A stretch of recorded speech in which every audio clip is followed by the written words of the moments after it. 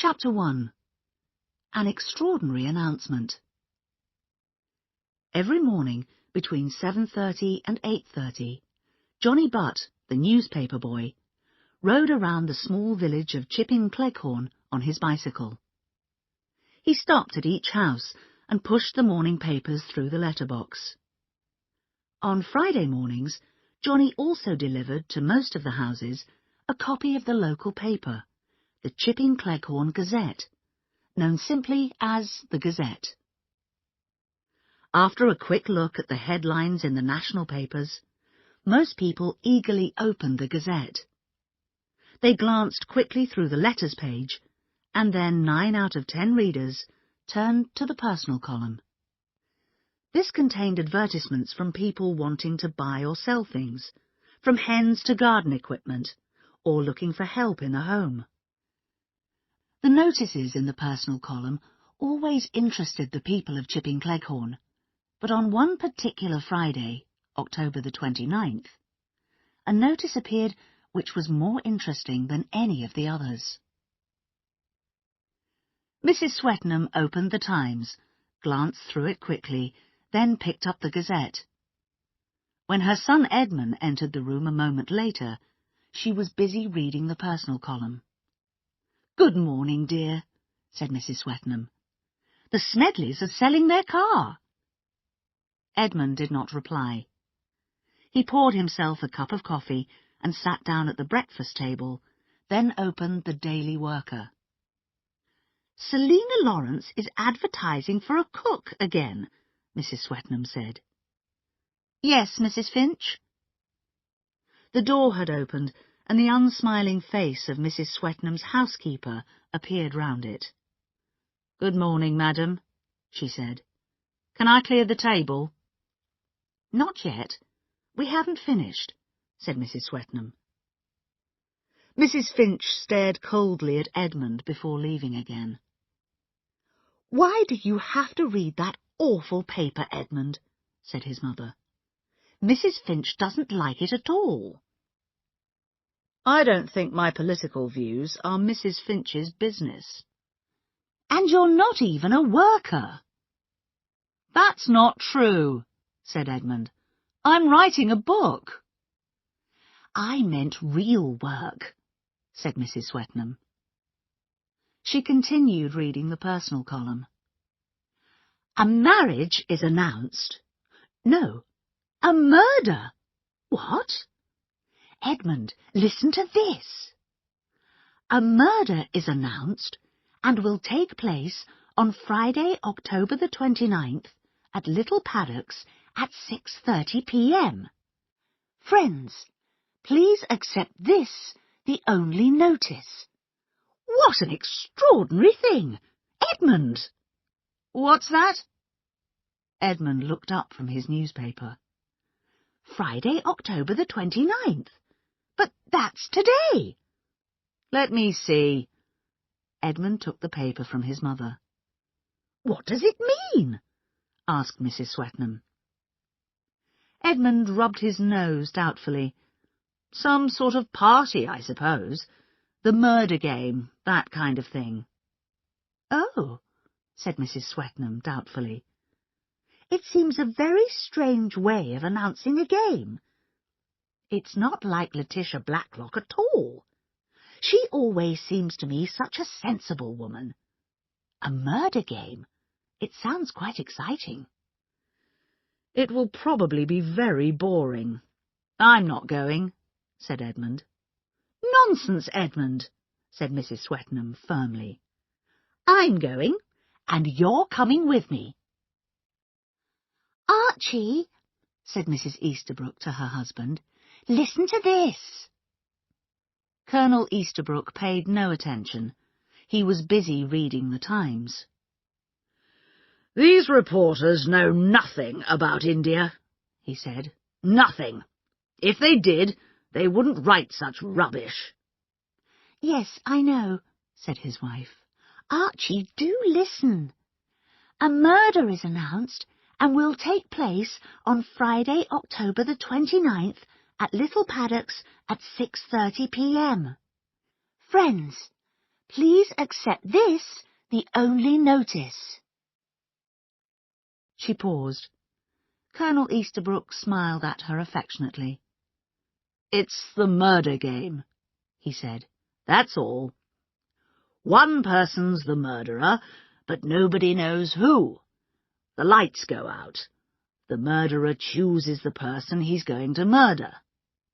This person has to count to 20 before he screams. Then the person who's been chosen to be the detective questions everybody. It's a good game, if the detective knows something about police work. Like you, Archie. You had to deal with all those interesting cases in India. Why didn't Miss Blacklock ask you to help her organise the game? Oh, well, she's got that young nephew staying with her, said Colonel Easterbrook. I expect this is his idea. It was in the personal column. I suppose it is an invitation. Strange kind of invitation. I'm not going. Oh, but Archie, said his wife, I really do think you ought to go, just to help Miss Blacklock. I'm sure she's depending on you to make the game a success. One must be a good neighbour. Mrs. Easterbrook put her blonde head on one side and opened her blue eyes very wide. Colonel Easterbrook twisted his grey moustache and looked at his wife. Mrs. Easterbrook was at least 30 years younger than her husband. Of course, if that's what you think, Laura, he said.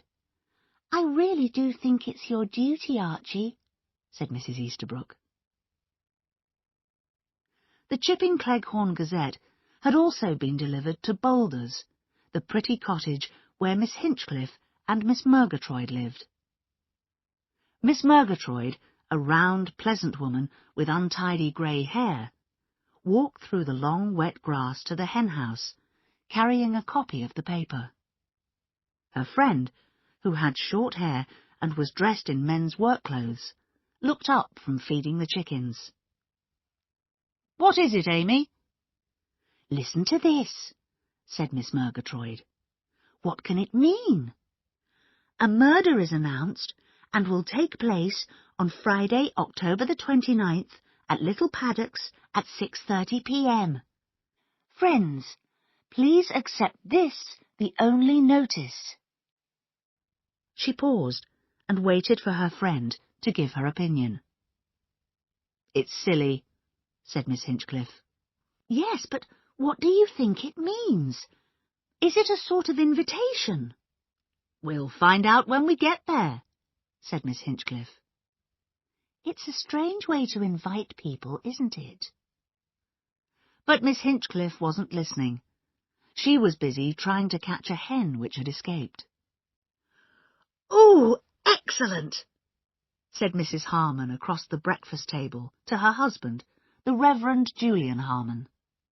There's going to be a murder at Miss Blacklock's. A murder?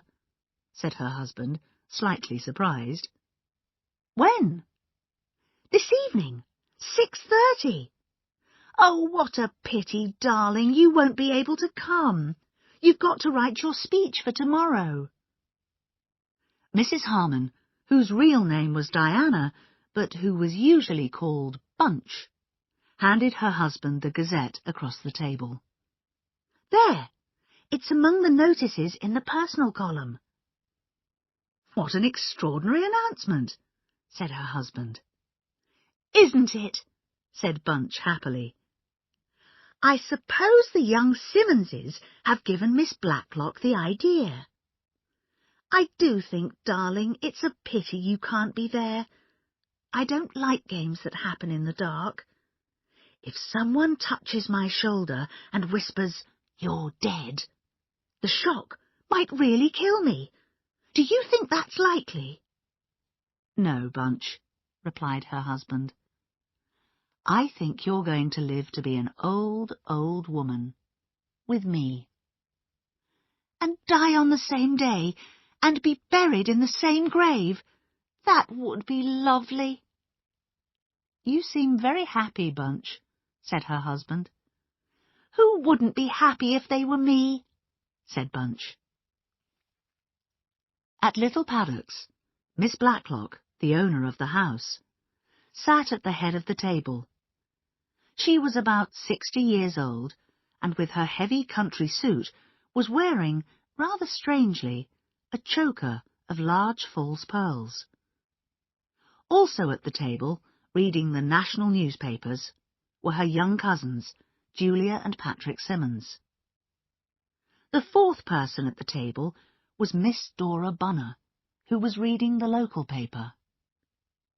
Suddenly, Miss Bunner gave a cry of surprise. "Letty! Letty!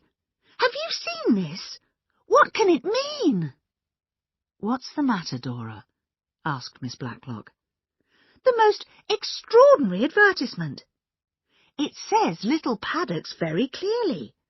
But what can it mean?" "If you'd let me see, Dora dear." Miss Blacklock held out her hand, and Miss Bunner obediently gave her the newspaper. Miss Blacklock looked. She glanced quickly round the table. Then she read the advertisement out loud.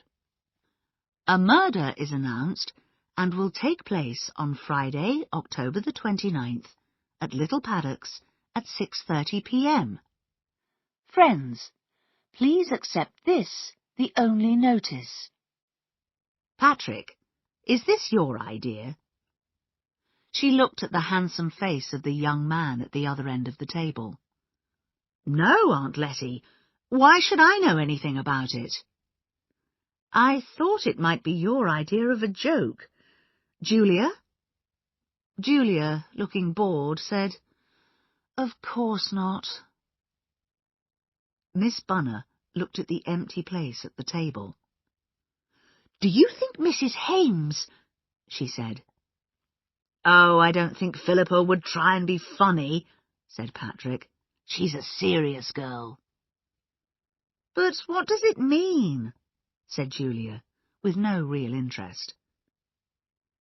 Miss Blacklock said slowly, "I suppose it's a silly joke." "But why?" said Dora Bunner. "It seems very stupid to me." Miss Blacklock smiled at her. "Don't upset yourself, Bunny," she said. "It's just somebody's sense of humour." "It says today," said Miss Bunner. "Today at 6:30 p.m. What do you think's going to happen?" "Death," said Patrick, in a low, serious voice. "Delicious death." Miss Bunner gave a little scream. "I only meant that special cake that Mitzi makes," said Patrick, apologetically. "You know, we always call it Delicious Death." Miss Blacklock smiled. "I know one thing that will happen at 6:30, she said cheerfully. "Half the people in the village will be here, wondering what's going to happen. I'd better make sure we've got some sherry in the house." "You are worried, aren't you, Lottie?" Miss Blacklock looked up from her writing at the anxious face of her old friend Dora Bunner. She was not quite sure what to say to her. Dora, she knew, mustn't be worried or upset. At school, Dora had been a pretty, fair-haired, blue-eyed, rather stupid girl. She would surely marry a nice army officer or country lawyer. But life had been unkind to Dora. She hadn't married, but had had to work. The two friends had lost contact, but about 6 months ago, Miss Blacklock had received a letter from Dora. In the letter, Dora said she was unwell. She was living in one room with very little money. She wondered if her old school friend could help. Miss Blacklock had brought Dora to live at Little Paddocks. She had told Dora that she needed someone to help her run the house. This wasn't true, but Miss Blacklock knew that the arrangement would not be for long. Dora's doctor had told her that. Sometimes Miss Blacklock found Dora annoying. She lost bills and letters, and upset Mitzi, Miss Blacklock's foreign help. "Worried?" said Miss Blacklock eventually. "No, not exactly. You mean about that silly notice in the Gazette?" "Yes. Even if it's a joke, it seems to me it's not a nice kind of joke. It frightens me. It's dangerous. I'm sure it is." The door opened, and a young woman came in. Her eyes were dark and flashing. "I can speak to you? Yes, please. No?" Miss Blacklock sighed. "Of course, Mitzi. What is it?" "I am going. I am going at once. I do not wish to die. My family, they died. My mother, my little brother, my sweet little niece. But me, I ran away. I came to England. I do work that I would never, never do in my own country. I know all that," said Miss Blacklock. She had heard it many times before. "But why do you want to leave now?" "Because again they have come to kill me. My enemies, the Nazis. They know I am here. They will come to kill me. It is in the newspaper." Mitzi brought out a copy of the Gazette, which she had been hiding behind her back. "See, here it says a murder. This evening at 6:30, I do not want to be murdered. No." "But why should this be about you?" said Miss Blacklock. We think it's a joke. If anyone wanted to murder you, they wouldn't advertise the fact in the paper, would they?" "You do not think they would?" said Mitzi. "Perhaps it is you who they mean to murder, Miss Blacklock." "I certainly can't believe anyone wants to murder me," said Miss Blacklock lightly. "And really, Mitzi, I don't see why anyone should want to murder you. We'll have beef for lunch today," she continued, "and some people may come for drinks this evening. Could you make some cheese snacks?" "This evening? But who will come then? Why will they come?" "They're coming to the funeral," said Miss Blacklock with a smile. "Now, Mitzi, I'm busy." Mitzi went out, looking puzzled. "You're so efficient, Letty," said Miss Bunner admiringly. Chapter 2. At 6:30 p.m. "Well, everything's ready," said Miss Blacklock. She looked around the sitting room, checking that everything was in place. There were 2 bowls of roses, a small vase of violets, and a silver cigarette box on a table by the wall. Drinks had been set out on the table in the centre. Little Paddocks was a medium-sized house built in the early Victorian style. The sitting room had once consisted of 2 rooms connected by double doors. One room had been long, narrow and dark, while the other was smaller with a large window. Later, the double doors had been removed so that the 2 rooms became one room. There were 2 fireplaces, one at each end. Although neither fire was lit, the room was filled with a soft, gentle warmth. "You've had the central heating lit," said Patrick. "Yes," said Miss Blacklock. "The weather's been so wet. The whole house felt cold." The door opened, and Philippa Hames came in. She was tall and fair, with a calm appearance. "Hello," she said in surprise. "Is it a party? Nobody told me." "Of course," said Patrick. "Our Philippa must be the only woman in Chipping Cleghorn who doesn't know." He waved his hand around like an actor on a stage. Here you see the scene of a murder. He pointed at the bowls of flowers. Those are the funeral flowers, and these cheese snacks are the funeral food. Philippa looked at Miss Blacklock in a puzzled way. "Is this a joke?" she asked.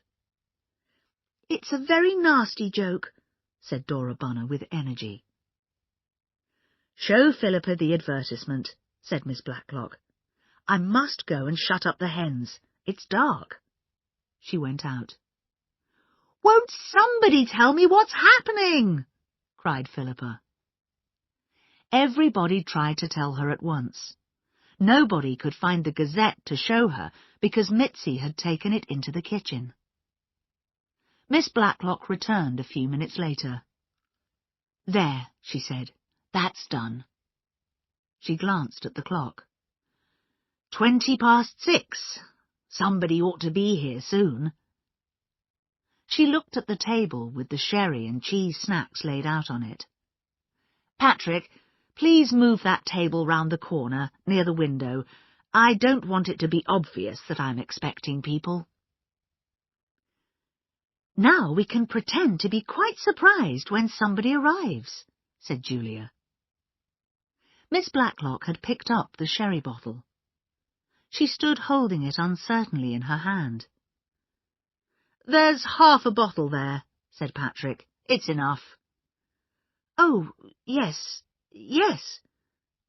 Miss Blacklock hesitated, and her face turned a little red. "Patrick, would you mind? There's a new bottle in the kitchen. Could you bring it? We could have a new bottle. This has been opened for some time." Patrick went to the kitchen and returned with the new bottle. He looked curiously at Miss Blacklock as he put it on the table. "You're taking this seriously, aren't you?" he asked gently. "You think the sherry in the old bottle might be poisoned." "Oh," said Dora Bunner, shocked. "Surely you can't imagine—" "Shh," said Miss Blacklock quickly. "That's the doorbell. You see, I knew people would come." Mitzi opened the sitting-room door and showed in Colonel and Mrs. Easterbrook. "I hope you don't mind us calling round," said Colonel Easterbrook, in a voice that was too loud and cheerful.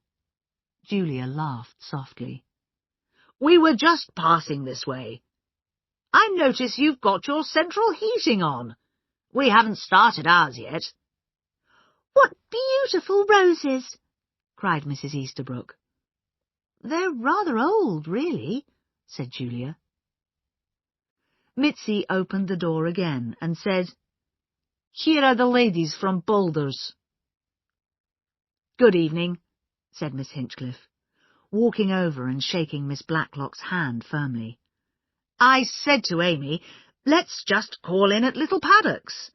I wanted to ask about your hens." "It's getting dark so early now, isn't it?" said Miss Murgatroyd to Patrick.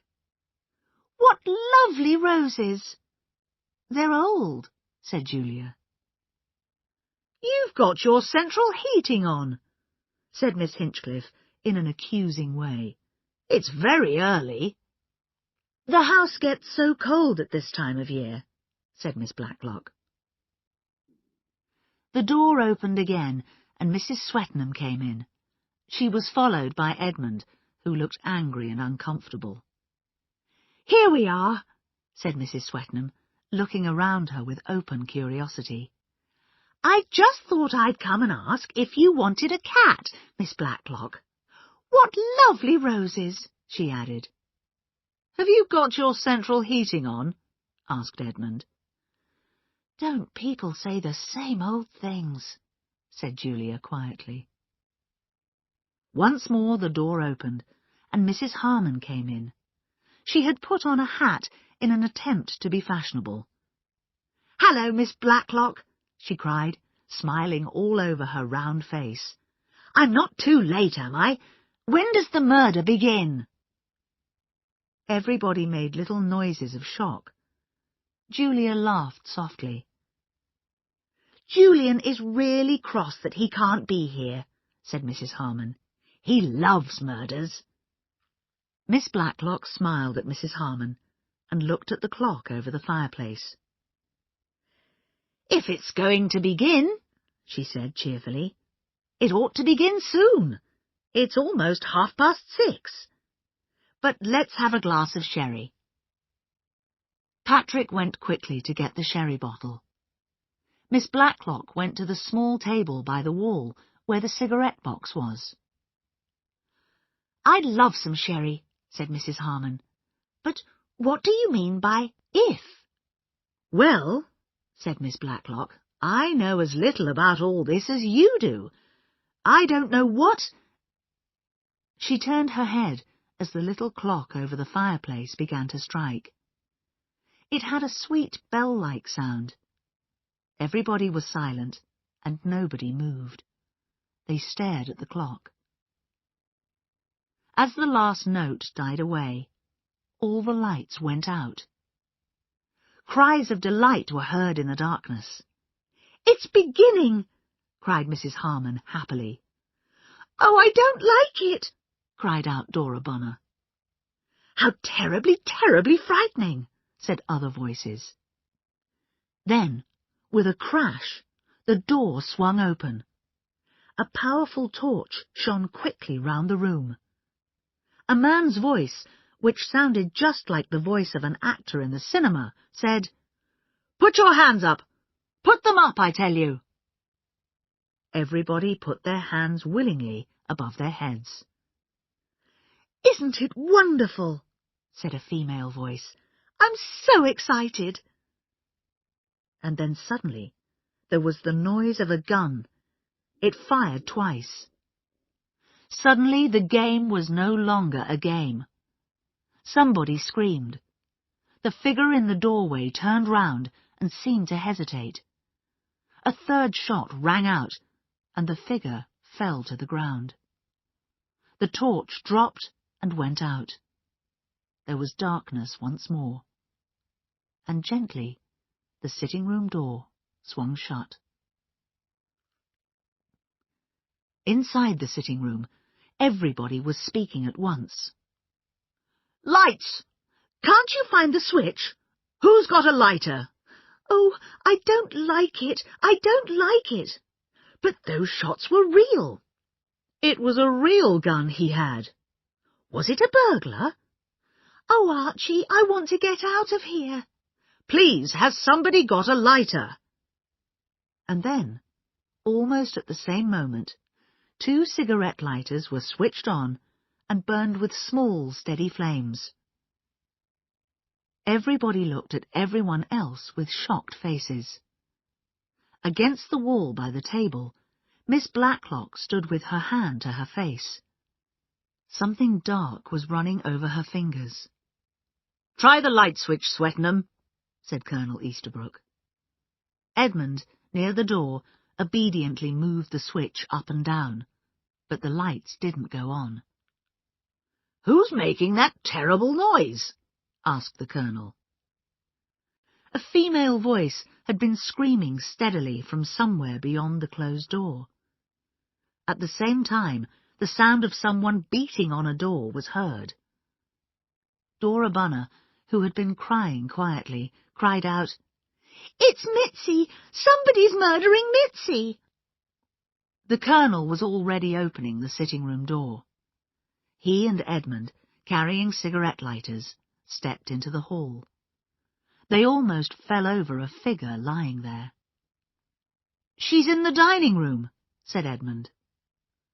The dining room was just across the hall. Someone was beating on the door and screaming. "She's been locked in," said Edmund, bending down. He turned the key, and Mitzi rushed out like a wild animal, still screaming. The dining-room light was still on, and Mitzi's dark shape stood out against the light, mad with terror. "Be quiet, Mitzi," said Miss Blacklock.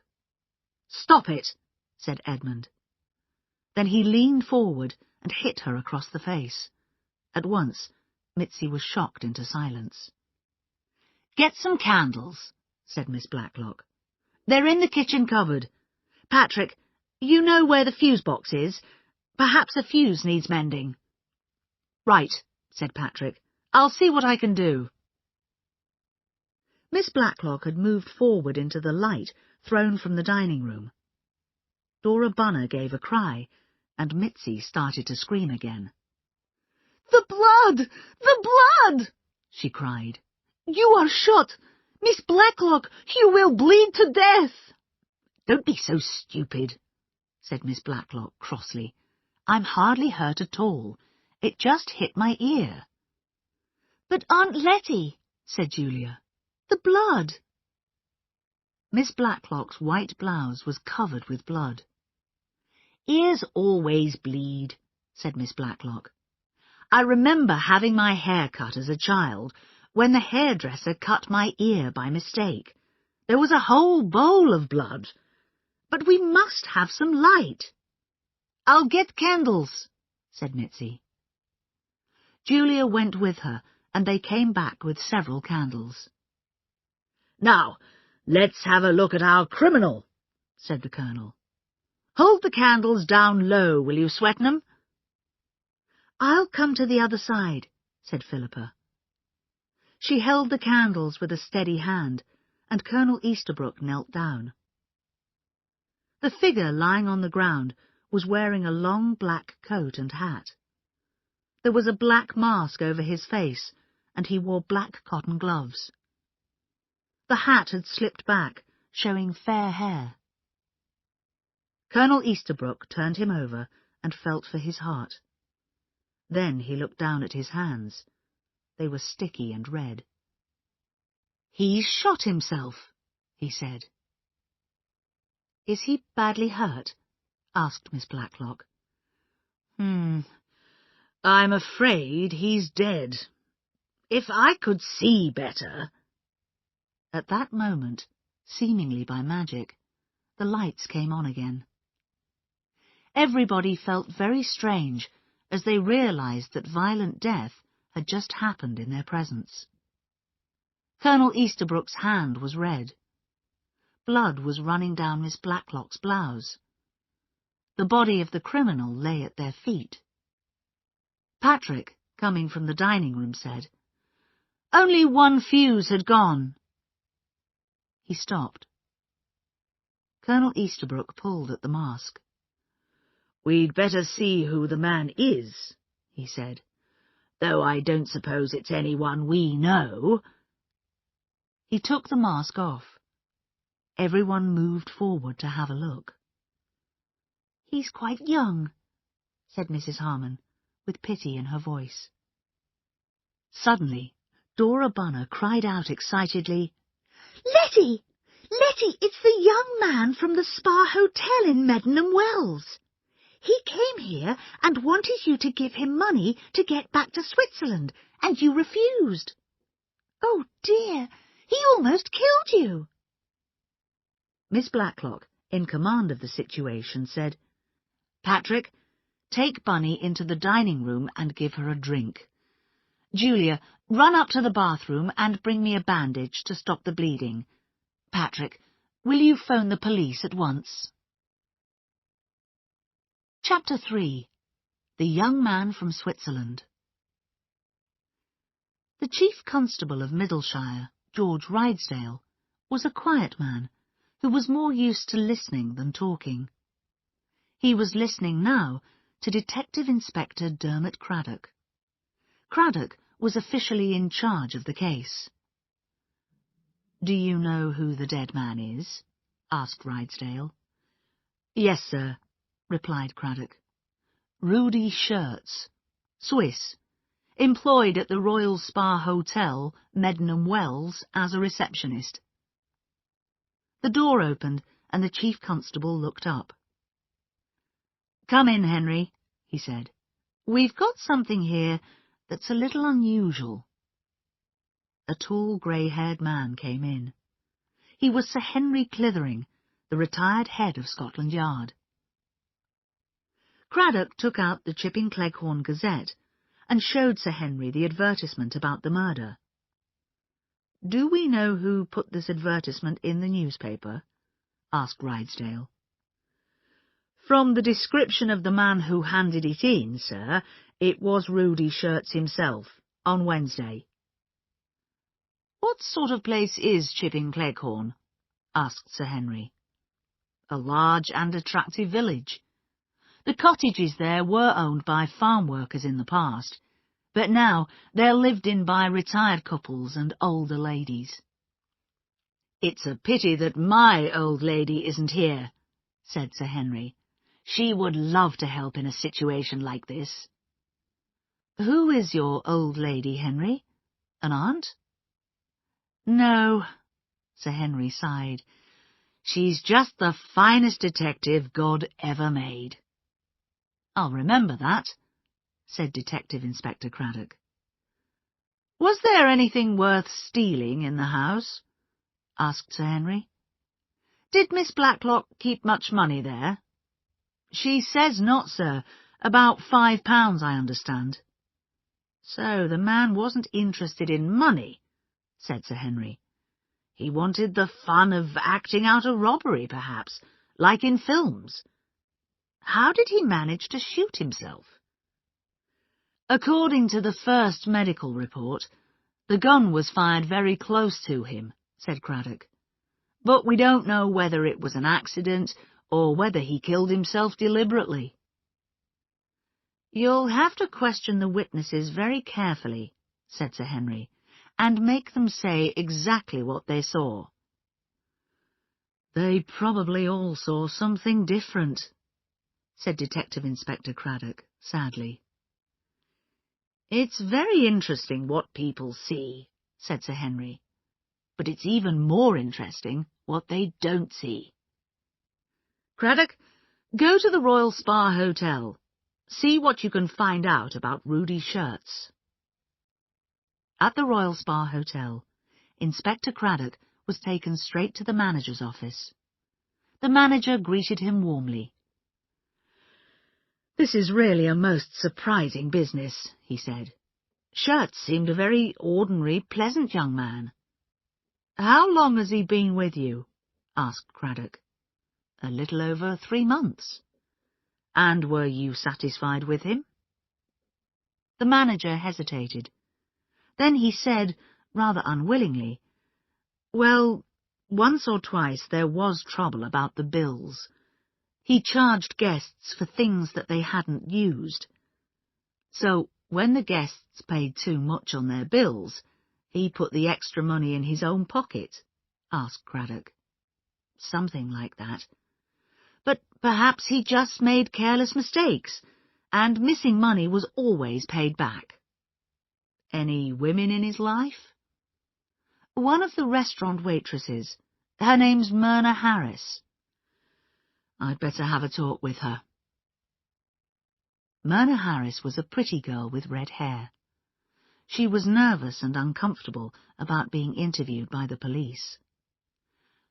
"I don't know anything about it, sir, nothing," she said. "If I'd known what Rudy was like, I'd never have gone out with him." "Did you know him well?" asked Craddock. "Oh, we were friendly, that's all, just friendly. Sometimes Rudy liked to talk big, but I didn't believe all the things he said." "Talk big, Miss Harris? What do you mean?" "Well, about how rich his family were in Switzerland and how important. But he never seemed to have much money." "Did you go out with him a lot?" "Yes. Well, yes, I did. He was very polite, and he knew how to look after a girl. The best seats at the cinema, and he sometimes bought me flowers. And he was a lovely dancer." "Did he mention this Miss Blacklock to you at all?" "She comes and has lunch here sometimes, doesn't she? And she stayed here once. But I don't think Rudy ever mentioned her." "Did he mention Chipping Cleghorn?" Craddock thought that a nervous look came into Myrna Harris's eyes, but he couldn't be sure. "I don't think so. He asked once about what time buses went, but I can't remember if that was buses to Chipping Cleghorn. She couldn't tell Craddock anything more. Little Paddocks was very much as Detective Inspector Craddock had imagined. There were hens and some attractive flowers in the garden. As Craddock's car stopped at the front door, Sergeant Fletcher came round the side of the house. "We've finished checking the house, sir. Shirts didn't leave any fingerprints. He wore gloves, of course. No signs of any of the doors or windows being forced open. He came from Medmenham on the bus, arriving here at 6 o'clock. He probably walked in through the front door. Miss Blacklock states that the door isn't usually locked until the house is shut for the night. The cook says that the front door was locked all afternoon, but she's a very difficult person, from somewhere in Central Europe." Craddock noticed two enormous, frightened black eyes looking out of a window by the front door. "That's her there?" "That's right, sir." The face disappeared.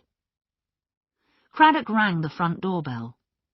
After a long wait, the door was opened by a good-looking young woman with dark brown hair and a bored expression. "Detective Inspector Craddock," said Craddock. The girl stared at him coolly out of very attractive blue eyes. "Come in. Miss Blacklock is expecting you." She led the way down a hall which was long and narrow and full of doors.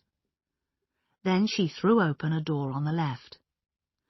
"Inspector Craddock, Aunt Letty." She left, shutting the door. Craddock saw a tall, active-looking woman of about 60, with grey hair, sharp grey eyes, and a strong, intelligent face.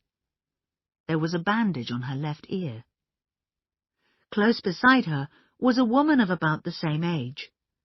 She had an eager, round face and untidy hair. Craddock already knew who she was. He had read the notes that Sergeant Fletcher had made in his notebook. Beside Dora's name, he had written, "Slightly mad." "Good morning, Inspector Craddock," said Miss Blacklock. Her voice was pleasant and well-educated. "This is my friend, Miss Bunner, who helps me run the house." Craddock glanced quickly around the room. There were 2 long windows in this room, a large window in the other. Chairs, sofa, centre table with a big bowl of roses. The only unusual thing was a small silver vase with dead violets in it on a small table near the wall. He could not imagine that Miss Blacklock would normally have dead flowers in a room. "Is this the room in which the shooting happened?" "Yes." "When did you first see the dead man, Rudy Shirts?" "Is that his name?" Miss Blacklock looked slightly surprised. "I first met him in Medmenham Spa about 3 weeks ago. We, Miss Bunner and I, were having lunch at the Royal Spa Hotel. As we were leaving, I heard my name spoken. It was this young man. He said, 'It is Miss Blacklock, is it not?' He then said that he was the son of the owner of the Hotel des Alpes in Montreux. My sister and I stayed there during the war." "And did you remember him, Miss Blacklock?" "No. These boys at hotel reception desks all look the same." "And your next meeting?" asked Craddock. Yes, it was 10 days ago. He suddenly came to the house. I was very surprised to see him. He told me that his mother was ill and he needed money to return to Switzerland." "But Letty didn't give it to him," said Miss Bunner. "I didn't believe his story," said Miss Blacklock with energy. "Why didn't he get the money from his father?" She paused and said, "I'm not a hard-hearted person, but I was secretary for many years to a big businessman. One learns to suspect stories from people asking for money." Do you think now, looking back on it, that he came here just as an excuse to look at the house?" asked Craddock. "That's exactly what I do think, now," said Miss Blacklock. "When he left, he opened the front door for me, but I think he just wanted to have a look at the lock. And there is also a side door to the garden, I understand." "Yes. I went through it to shut up the hens just before people arrived. I locked it when I came in, at 6:15. So Shirts probably walked in quite easily through the front door. Or perhaps he came in while you were shutting up the hens. Yes, that all seems quite clear." "I'm sorry, it's not clear at all," said Miss Blacklock. "Why would anyone come here and act out a silly kind of robbery?" "Do you keep much money or jewellery in the house?" "About £5 in that desk there, and perhaps £1 or 2 in my purse, and very little jewellery." "It wasn't burglary at all," cried Miss Bunner. "I've told you that, Letty. It was revenge because you wouldn't give him that money. He shot at you deliberately, twice." "What happened last night, Miss Blacklock?" asked Craddock. "The clock struck," said Miss Blacklock. "We all listened to it without saying anything. Then suddenly the lights went out." "Was there a flash first, or a noise?" "I don't think so." "I'm sure there was a flash," said Dora Bunner, "and a cracking noise. Dangerous." "And then the door opened." "Which door? There are 2 in the room." "Oh, this door in here. The one in the other room doesn't open. It's a false door." "There he was, a masked man with a gun. I thought it was a silly joke. He said something. I forget what." "Hands up or I shoot!" cried Miss Bunner. "Something like that," said Miss Blacklock doubtfully. "And then he shone a torch right in my eyes. I couldn't see anything because of the bright light. And then I heard a bullet go past me and hit the wall by my head. Somebody screamed. I felt a burning pain in my ear and heard the second shot." "And what happened next, Miss Blacklock?" "It's difficult to say. I was so shocked by the pain and the surprise. The figure turned away and seemed to hesitate, and then there was another shot, and everybody began calling out." "Where were you standing, Miss Blacklock?" "She was over by the table. She had that vase of violets in her hand," said Miss Bunner breathlessly. "I was over here." Miss Blacklock went over to the table by the wall. "Actually, it was the cigarette box that I had in my hand." Inspector Craddock examined the wall. The 2 bullet holes showed plainly. The police had already taken the bullets out. "He did shoot at her," said Miss Bunner. "I saw him. He shone the torch on everybody until he found her. He meant to kill you, Letty. Then he shot himself." "Miss Blacklock, until the gun was fired, you thought the whole business was a joke. Who do you think was responsible?" "You thought Patrick had done it at first," Dora Bunner said.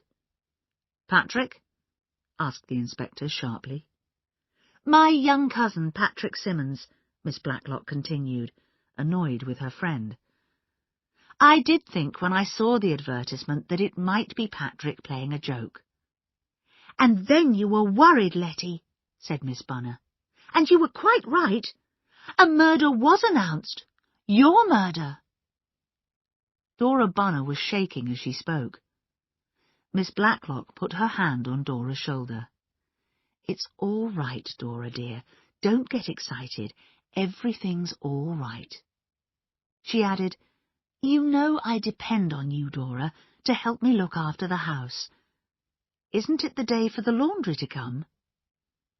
"Oh, yes, Letty, it is. I'll go and check at once." "And take those violets away," said Miss Blacklock. "There's nothing I hate more than dead flowers." "Oh dear, I probably forgot to put any water in the vase," said Dora Bunner. "I'm always forgetting things." She hurried out, looking happy again. "She's not very strong," said Miss Blacklock, "and excitement is bad for her. Is there anything else you want to know?" "I want to know how many people live in your house." "Yes, well, in addition to myself and Dora Bunner, I have 2 young cousins living here at present, Patrick and Julia Simmons. They call me Aunt Letty, but actually their mother was my second cousin. They've only been here for the last 2 months. Their mother wrote and asked me if they could possibly come as paying guests. Julia is training at Milchester Hospital, and Patrick is studying for an engineering degree at Milchester University. I was very glad to have them here." "Then there is a Mrs. Hames, I believe?" "Yes. She works as an assistant gardener at Deas Hall, Mrs. Lucas's place. She's a very nice girl. Her husband was killed in Italy, and she has a boy of 8 who is away at school, but who comes here in the holidays." "And what about people who work for you?" "I have a cook, Mitzi, who had to escape from Europe. You'll find her rather difficult. She thinks people are trying to kill her." Craddock nodded. Beside Mitzi's name, Sergeant Fletcher had written 1 word in his notebook: liar. "Mitzi does make up stories," said Miss Blacklock. "She had a bad shock and did see one of her relations killed, and now she just invents and exaggerates things to make us sympathetic." She smiled. "But when she wants to, she can cook very nicely."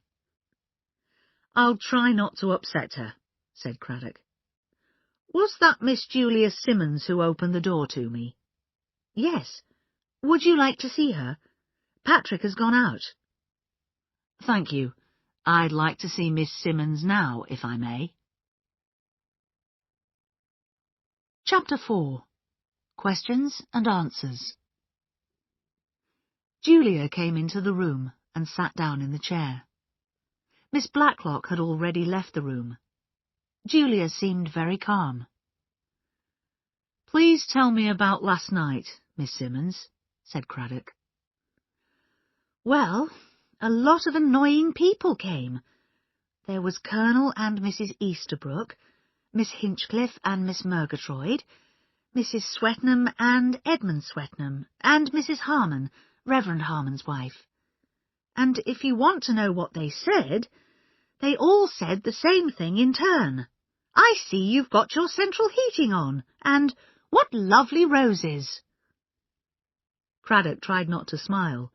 Julia's imitation was very good. "Only Mrs. Harmon asked openly when the murder was going to happen. And then the clock struck, and just as it finished, the lights went out. The door was thrown open, and a masked figure said, 'Put your hands up,' or something like that. It was exactly like a bad film, really quite silly. And then he fired 2 shots at Aunt Letty, and suddenly it wasn't silly any more." "Where was everybody when the lights went out?" "Oh, just standing and talking. Most people were in this room, although Patrick had gone into the far room to get the sherry. I think I was by the window. Aunt Letty went to get the cigarettes. They were on that small table by the wall." "The man had a powerful torch. What did he do with it?"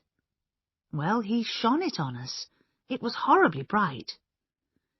"Did he hold the torch steady, or did he move it around?" Julia thought. "He moved it," she said slowly. "It was full in my eyes, and then it went around the room, and then the shots came. 2 shots. Mitzi began screaming from somewhere. Then his torch went out, and there was another shot. And then the door closed, and we were all in the dark, not knowing what to do." Do you think he was aiming at Miss Blacklock? Julia seemed a little surprised. You mean trying to attack Aunt Letty? Oh, I shouldn't think so. I mean, if he'd wanted to shoot her, there were lots of more suitable opportunities. Why didn't he shoot her when she was out walking alone in the country? Thank you, Miss Simmons, said Craddock with a sigh. I'd better go and see Mitzi now. Craddock and Sergeant Fletcher found Mitzi in the kitchen, cooking. She looked up unsmiling as they entered. Her black hair hung over her eyes. What do you come in my kitchen for, Mr. Policeman? You are police, yes? You come to make me say things, but I shall say nothing. You will pull off my fingernails and put lighted matches on my skin, but I will not speak, do you hear? Craddock looked at her. Finally he sighed and said, OK, get your hat and coat.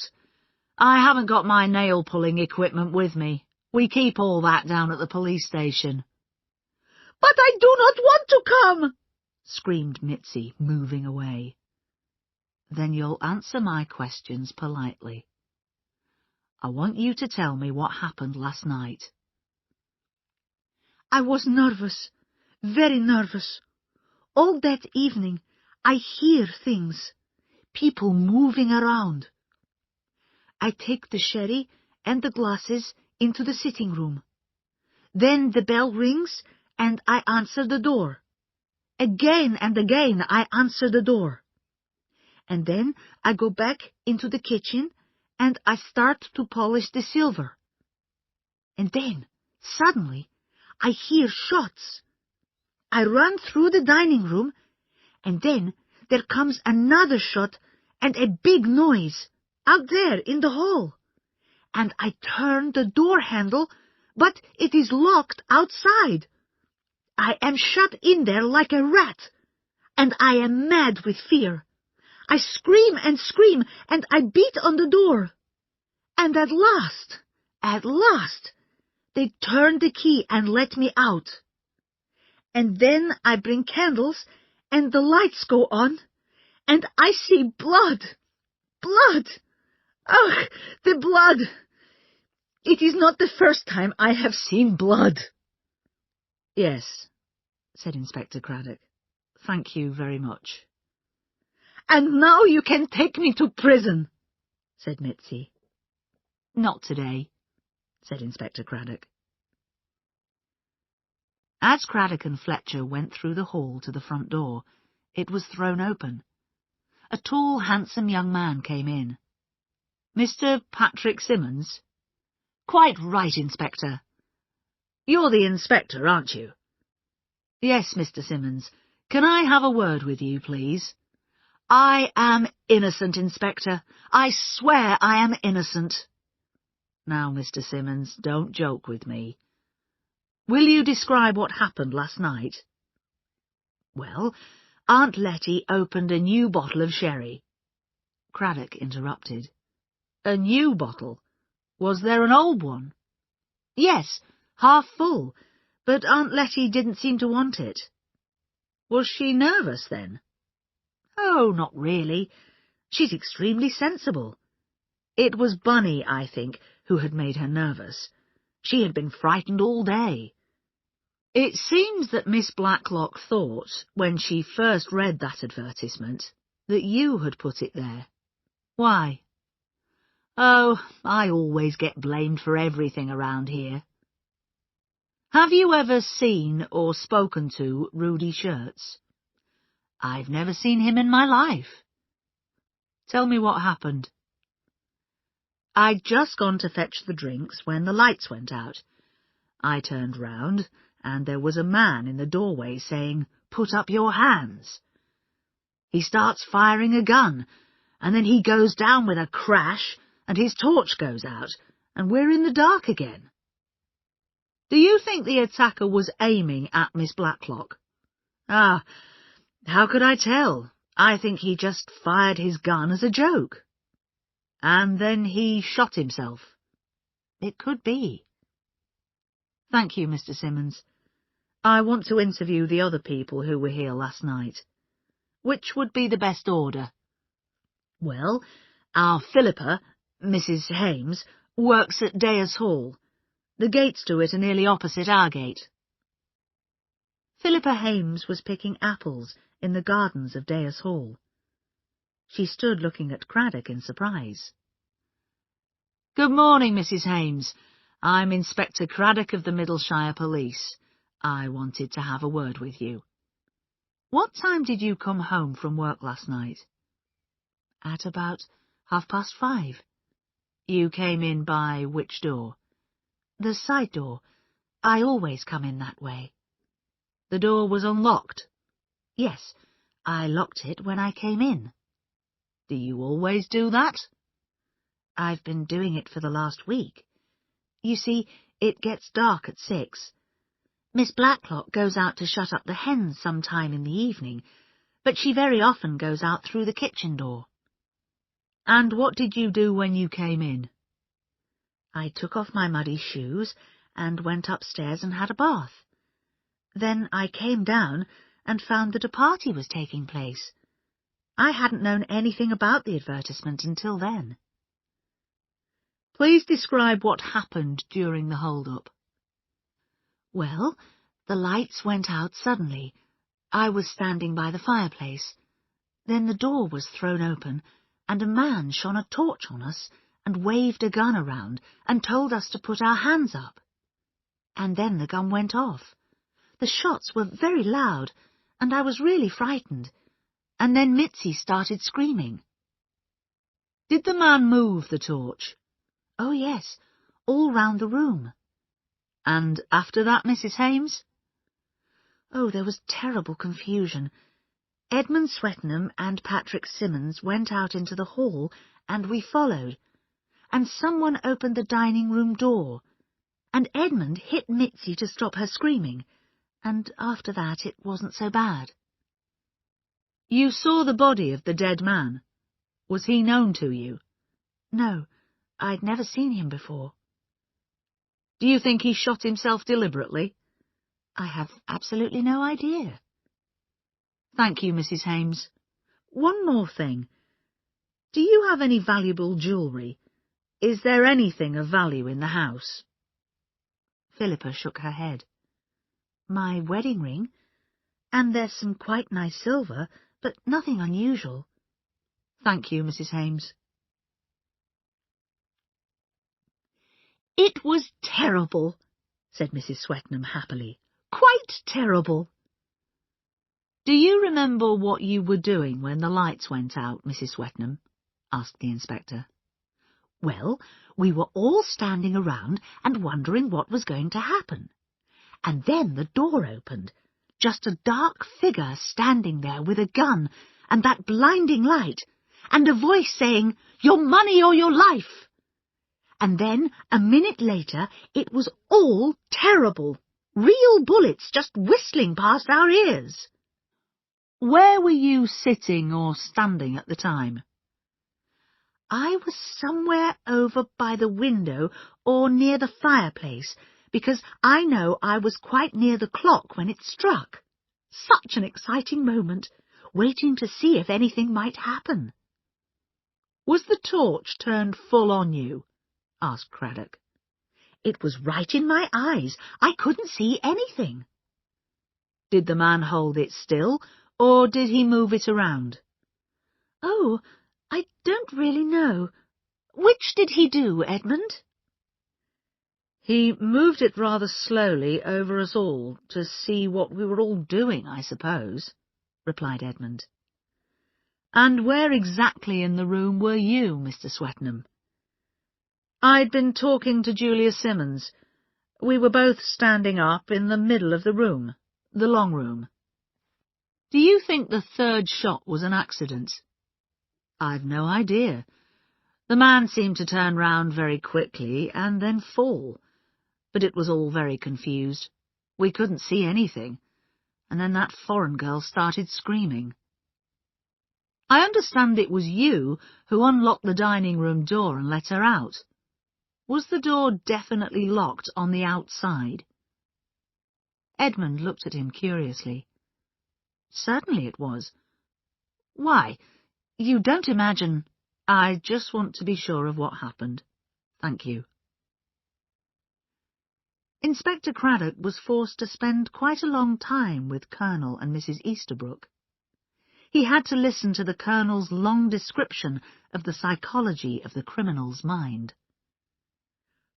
"I've got very wide experience of criminal psychology," said the Colonel. "This man wanted to carry out a robbery with violence in front of an audience, just like in the cinema. And then he becomes a killer. He shoots blindly." Inspector Craddock caught gladly at a word. "You say blindly. You didn't think he was firing at one particular thing, at Miss Blacklock, for example?" No, he was just firing blindly. The bullet hits someone, and he becomes frightened. So then he turns the gun on himself." "It really is wonderful," said Mrs. Easterbrook, in a voice warm with admiration. "How you know what happened, Archie." Inspector Craddock thought it was wonderful too, but he was not quite as full of admiration for Colonel Easterbrook.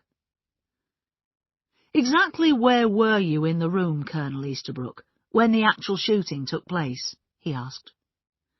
"My wife and I were near a centre table with flowers on it."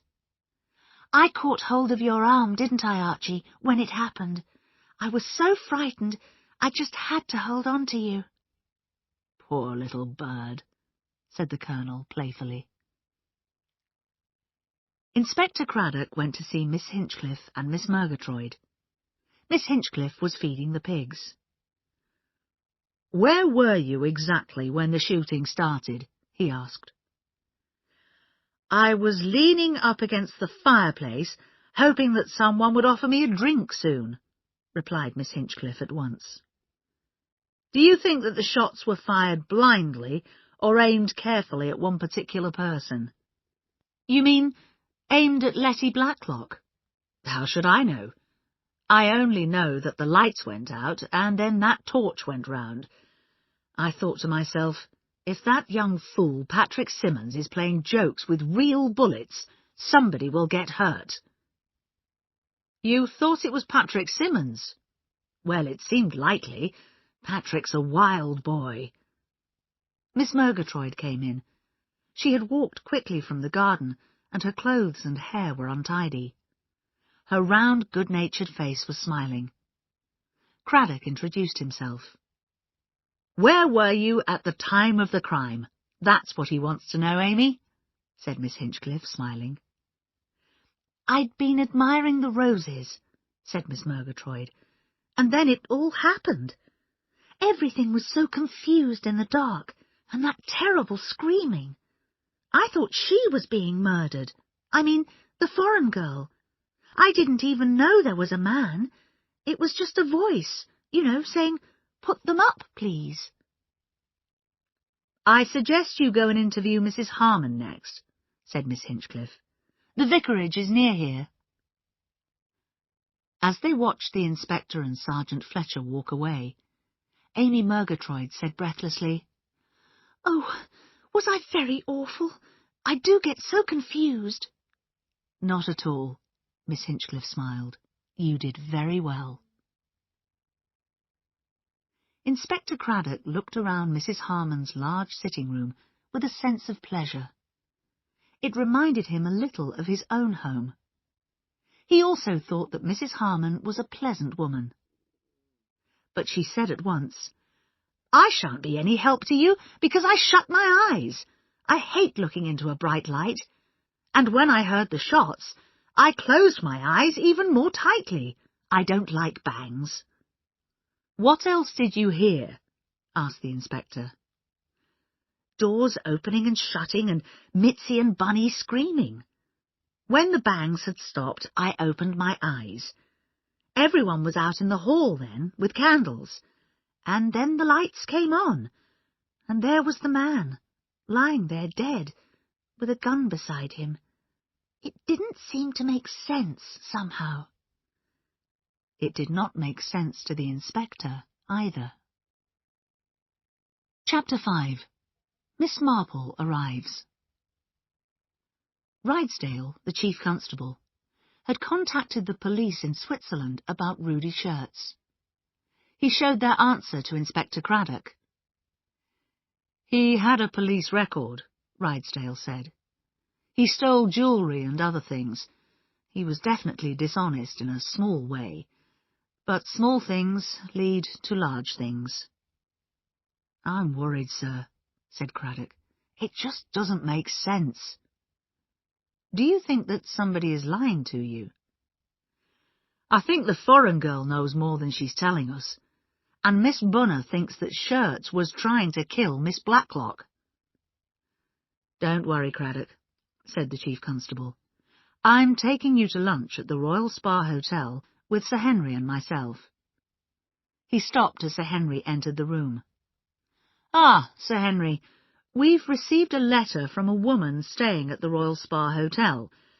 She says there's something we might like to know in connection with this Chipping Cleghorn business. Her name is Jane Marple. No, Marple. Jane Marple. But I know Miss Marple, said Sir Henry. She's the old lady I mentioned before, the one who is so good at solving crimes. Well, said Rydesdale, I'll be glad to meet her. Let's go. We'll lunch at the Royal Spa, and we'll interview Miss Marple. Miss Jane Marple was older than Craddock had imagined. She had snow-white hair, a pink face, and very soft, innocent eyes. She was delighted to see Sir Henry, and very pleased to meet Chief Constable Rydesdale and Detective Inspector Craddock. But really, Sir Henry, how fortunate, how very fortunate. So long since I've seen you. Now, Miss Marple, let's hear what you have to tell us, said the Chief Constable. It was a cheque, she said at once. The young man at the desk changed it. The young man who, they say, is responsible for that hold-up and shot himself. I have it here. Miss Marple took a cheque out of her bag and laid it on the table. It came this morning with my other cheques from the bank. You can see it was for £7, and he changed it to 17. It's very cleverly done. I think he'd often done it before, don't you? And perhaps he reminded you of someone? Asked Sir Henry with a smile. He knew that Miss Marple often compared the behaviour of criminals with the ways of people in her village. Yes, he did. Fred Tyler at the fish shop. Fred always put an extra 1 before the figures in the money column on the bills. Lots of people never added up their bill, and so they never noticed. Then he put the extra money in his pocket. Well, the first week I was staying here at the Royal Spa, there was a mistake in my bill. I showed the young man, and he apologized very nicely. But after that, I didn't trust him. He didn't look honest. He had a police record in Switzerland, said Rydesdale. He was very friendly with the little red-haired waitress from the dining room, said Miss Marple. Has she told you all she knows? She asked suddenly, turning to Craddock. I'm not absolutely sure, said Craddock carefully. She's looking very worried, said Miss Marple. She brought me the wrong food at breakfast and forgot the milk jug, but I expect— Her blue eyes looked into the handsome face of Detective Inspector Craddock— that you will be able to persuade her to tell you all she knows. Perhaps he told her who it was. I mean, who instructed him to do the hold-up. Rydesdale stared at her. So, you think someone instructed him? Miss Marple's eyes widened in surprise.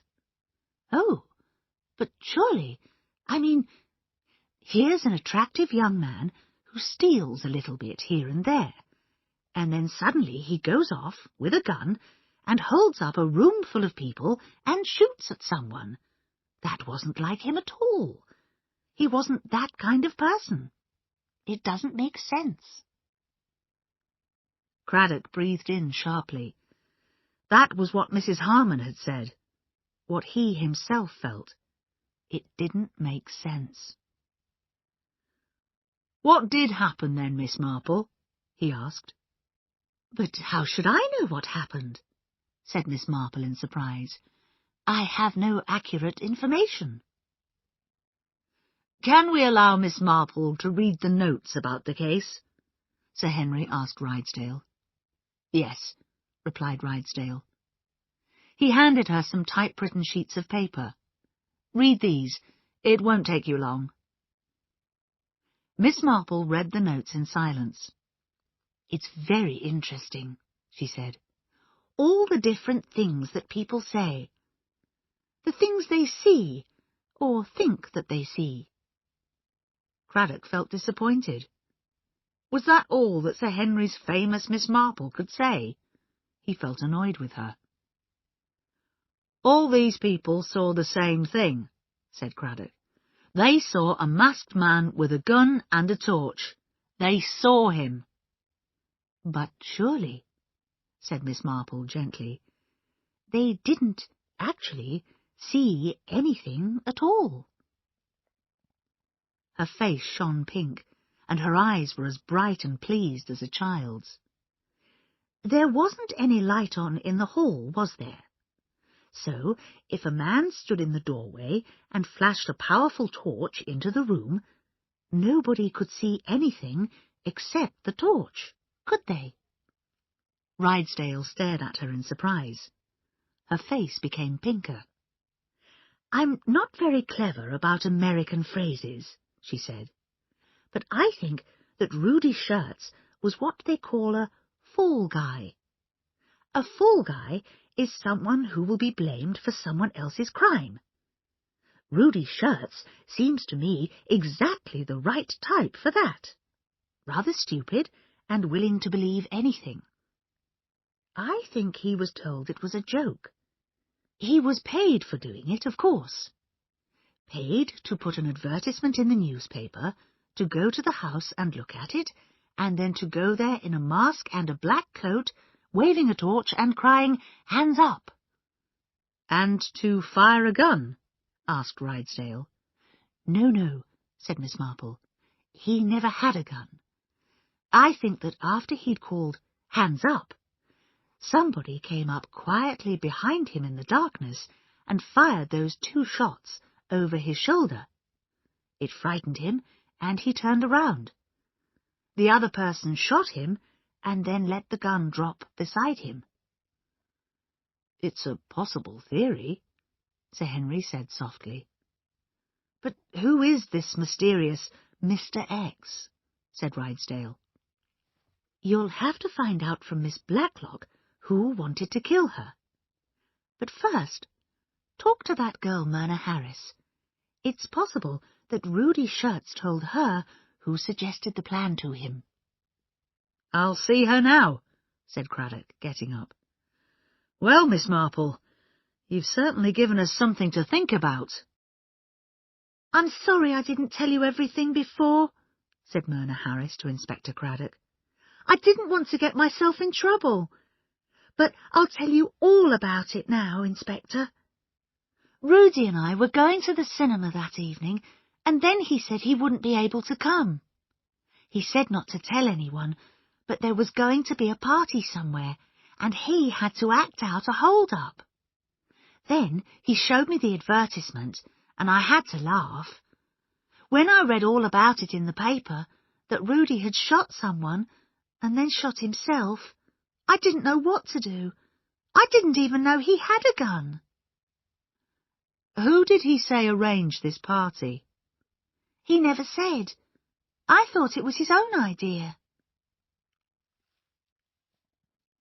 Later, Rydesdale and Craddock were driving back to Meddenham.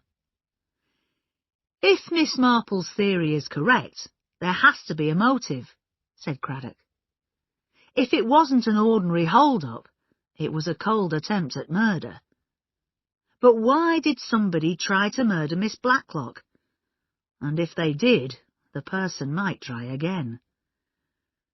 That would certainly prove the truth of the theory, said the Chief Constable. Look after Miss Marple, won't you? She's coming to stay at the vicarage at Chipping Cleghorn.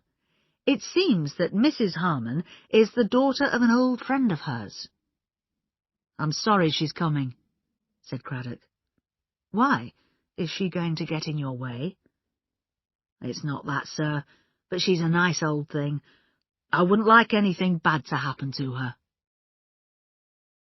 Detective Inspector Craddock went to see Miss Blacklock again. I'm sorry to trouble you again, Miss Blacklock, but I have something to tell you. Rudi Schertz was not the son of the owner of the Hotel des Alpes in Montreux. First, he worked in a hospital, and then later in a hotel and a shop. He stole small amounts of money and jewellery everywhere. Then I was right when I thought I hadn't seen him before? Asked Miss Blacklock. Yes. Probably you were pointed out to him at the Royal Spa Hotel, and he pretended to recognise you. But why did he want to come to Chipping Cleghorn? Said Miss Blacklock. There's nothing of special value in the house. Then it seems, doesn't it, that your friend Miss Bunner was right. He came here to attack you. I knew that advertisement wasn't a joke, Letty, said Dora Bunner. I said so. And look at Mitzi. She was frightened too. I'd like to know more about that young lady, said Craddock. But why would anyone want to murder me? Said Miss Blacklock. I've got no enemies. I don't know any guilty secrets about anyone. And if you think that Mitzi had something to do with it, that's silly too. She was really frightened when she saw the advertisement in the Gazette. Mitzi may be a liar, but she's not a cold-hearted murderer. Go and talk to her. Mrs. Harmon is bringing an old lady who is staying with her to tea this afternoon, and I wanted Mitzi to make some little cakes. But I suppose you'll upset her completely. Can't you possibly go and suspect somebody else? Craddock went out to the kitchen. He asked Mitzi questions that he had asked her before, and received the same answers. Yes, she had locked the front door soon after 4 o'clock. No, she hadn't locked the side door. Mrs. Hames says she locked the side door when she came in. Ah, and you believe her? Oh, yes, you believe her. You think Mrs. Hames didn't lock that door? I think she was very careful not to lock it. That young man, he does not work alone. No, he knows where to come. He knows that when he comes, a door will be left open for him. Oh, very conveniently open. What are you trying to say? Asked Craddock. What is the use of what I say? You will not listen. You say I am a poor foreign girl who tells lies. If I say that I heard him talking with Mrs. Hames, yes, out there in the summer house, you will say that I make it up. You couldn't hear what was said in the summer house. You are wrong, screamed Mitzi. I go out to the garden to get vegetables, and I hear them talking in there. He says to her, "But where can I hide?" And she says, "I will show you." And then she says, "At 6:15." Why didn't you tell me this the other day? Asked Craddock. Because I did not remember. I did not think. Only afterwards I say to myself, it is planned then, planned with her. She is a thief, that Mrs. Hames. Oh, she is bad, that one. Now, how can I cook lunch if you are here talking?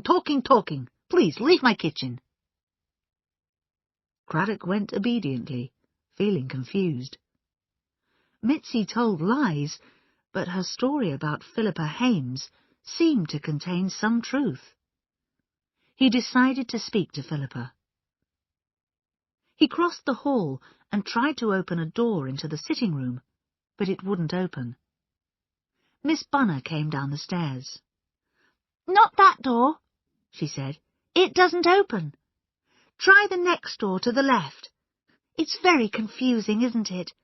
I've often tried the wrong door by mistake. We used to have the hall table against it, but then we moved it along against the wall there." "Moved?" asked Craddock. "How long ago?" "Well, 10 days or a fortnight ago." "Is the door a false door?" asked Craddock. "Oh, no, it's a real door. It's the door of the small sitting room, but when the 2 rooms were made into one room, 2 doors weren't needed, so this one was locked." Craddock tried it again. "Do you know where the key is?" "There are a lot of keys in the hall drawer. It's probably there." Craddock followed her and found a number of keys pushed back in the drawer. He took one out and went back to the door. The key fitted and turned easily. The door slid open noiselessly. "This door's been opened quite recently, Miss Bunner. The lock has been oiled." "But who would do that?" asked Dora Bunner, shocked. "That's what I intend to find out," said Craddock. He thought to himself, X from outside. No, X was here, in this house.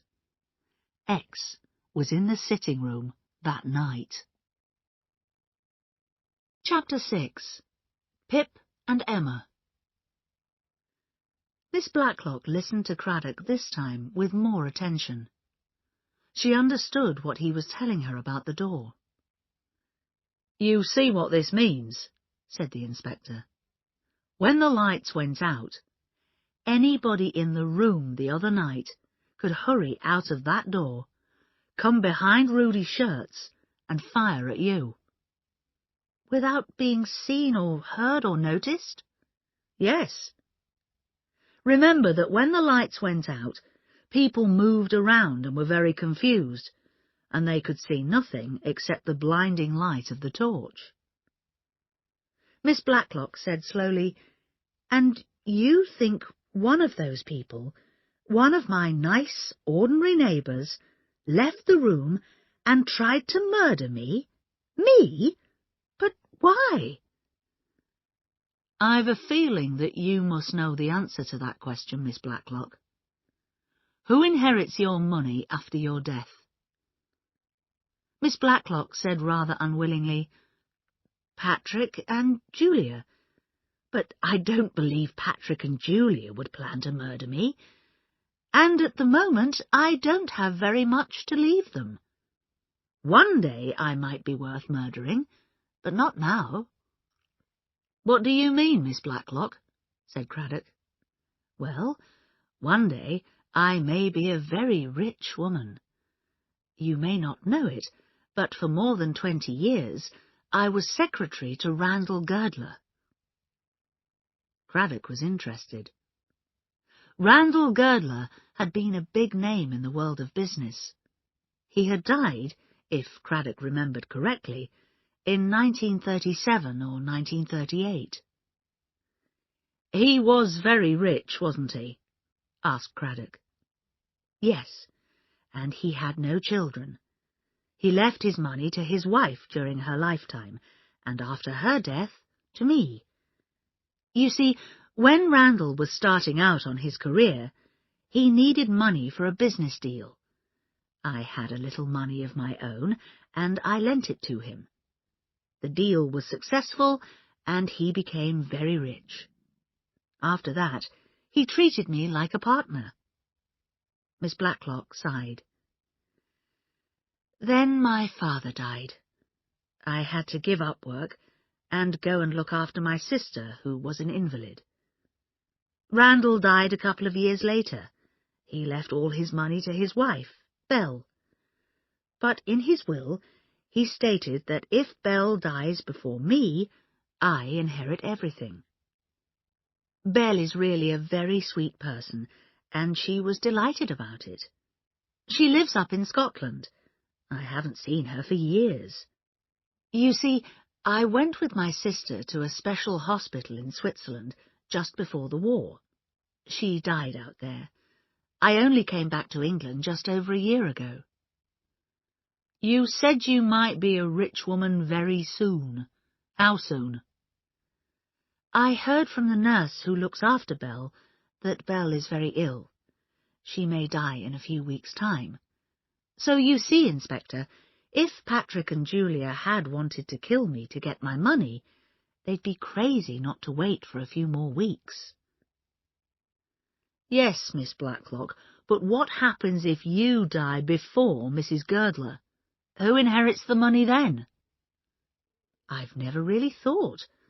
Pip and Emma, I suppose. Craddock stared, and Miss Blacklock smiled. They're the children of Randall Girdler's only sister, Sonia. Randall had quarrelled with his sister. She married a man who Randall thought was a criminal. His name was Dmitri Stamfordis. Sonia wrote to Belle after her marriage, telling her that she was extremely happy and had just had twins. She called them Pip and Emma. The lawyers told Randall that he had to name someone else in his will because I might die before Belle. So he put down Sonia's children's names, only because he couldn't think of anyone else. The inspector looked very serious. So if you had been killed the other night, he said, there are two people in the world, Pip and Emma, who would become very rich.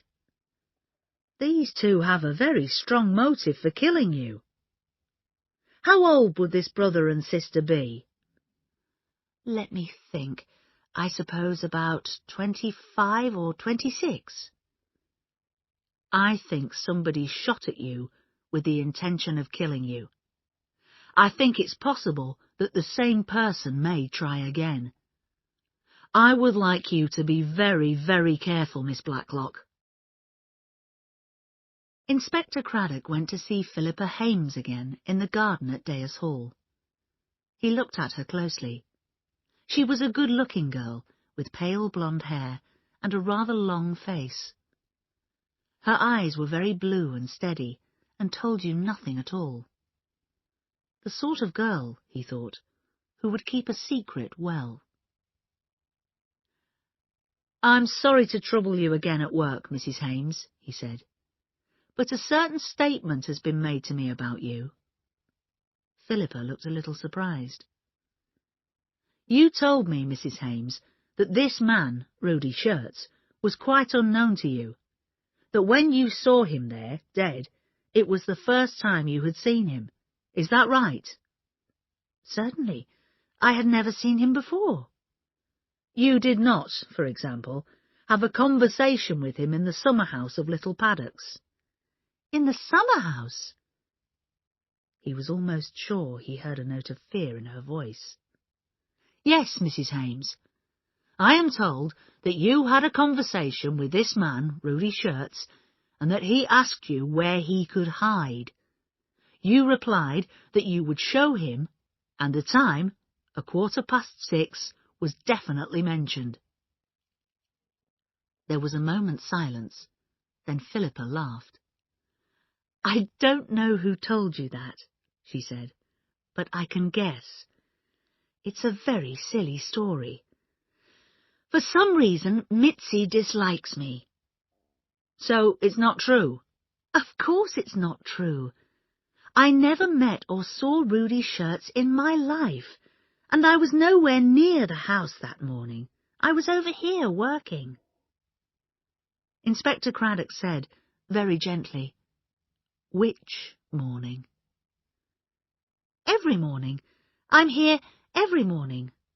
She added, It's no good listening to what Mitzi tells you. Everyone knows that she tells lies all the time.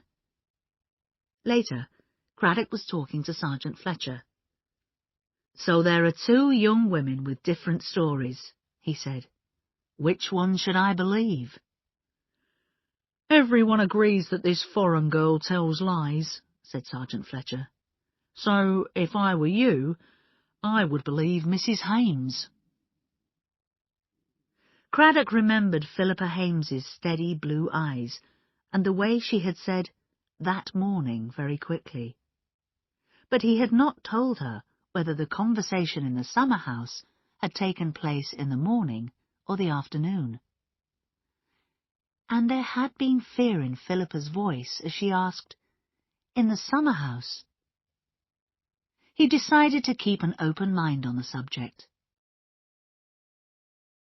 Inspector Craddock went to see Miss Marple while she was staying with Bunch Harmon at the vicarage for a few days.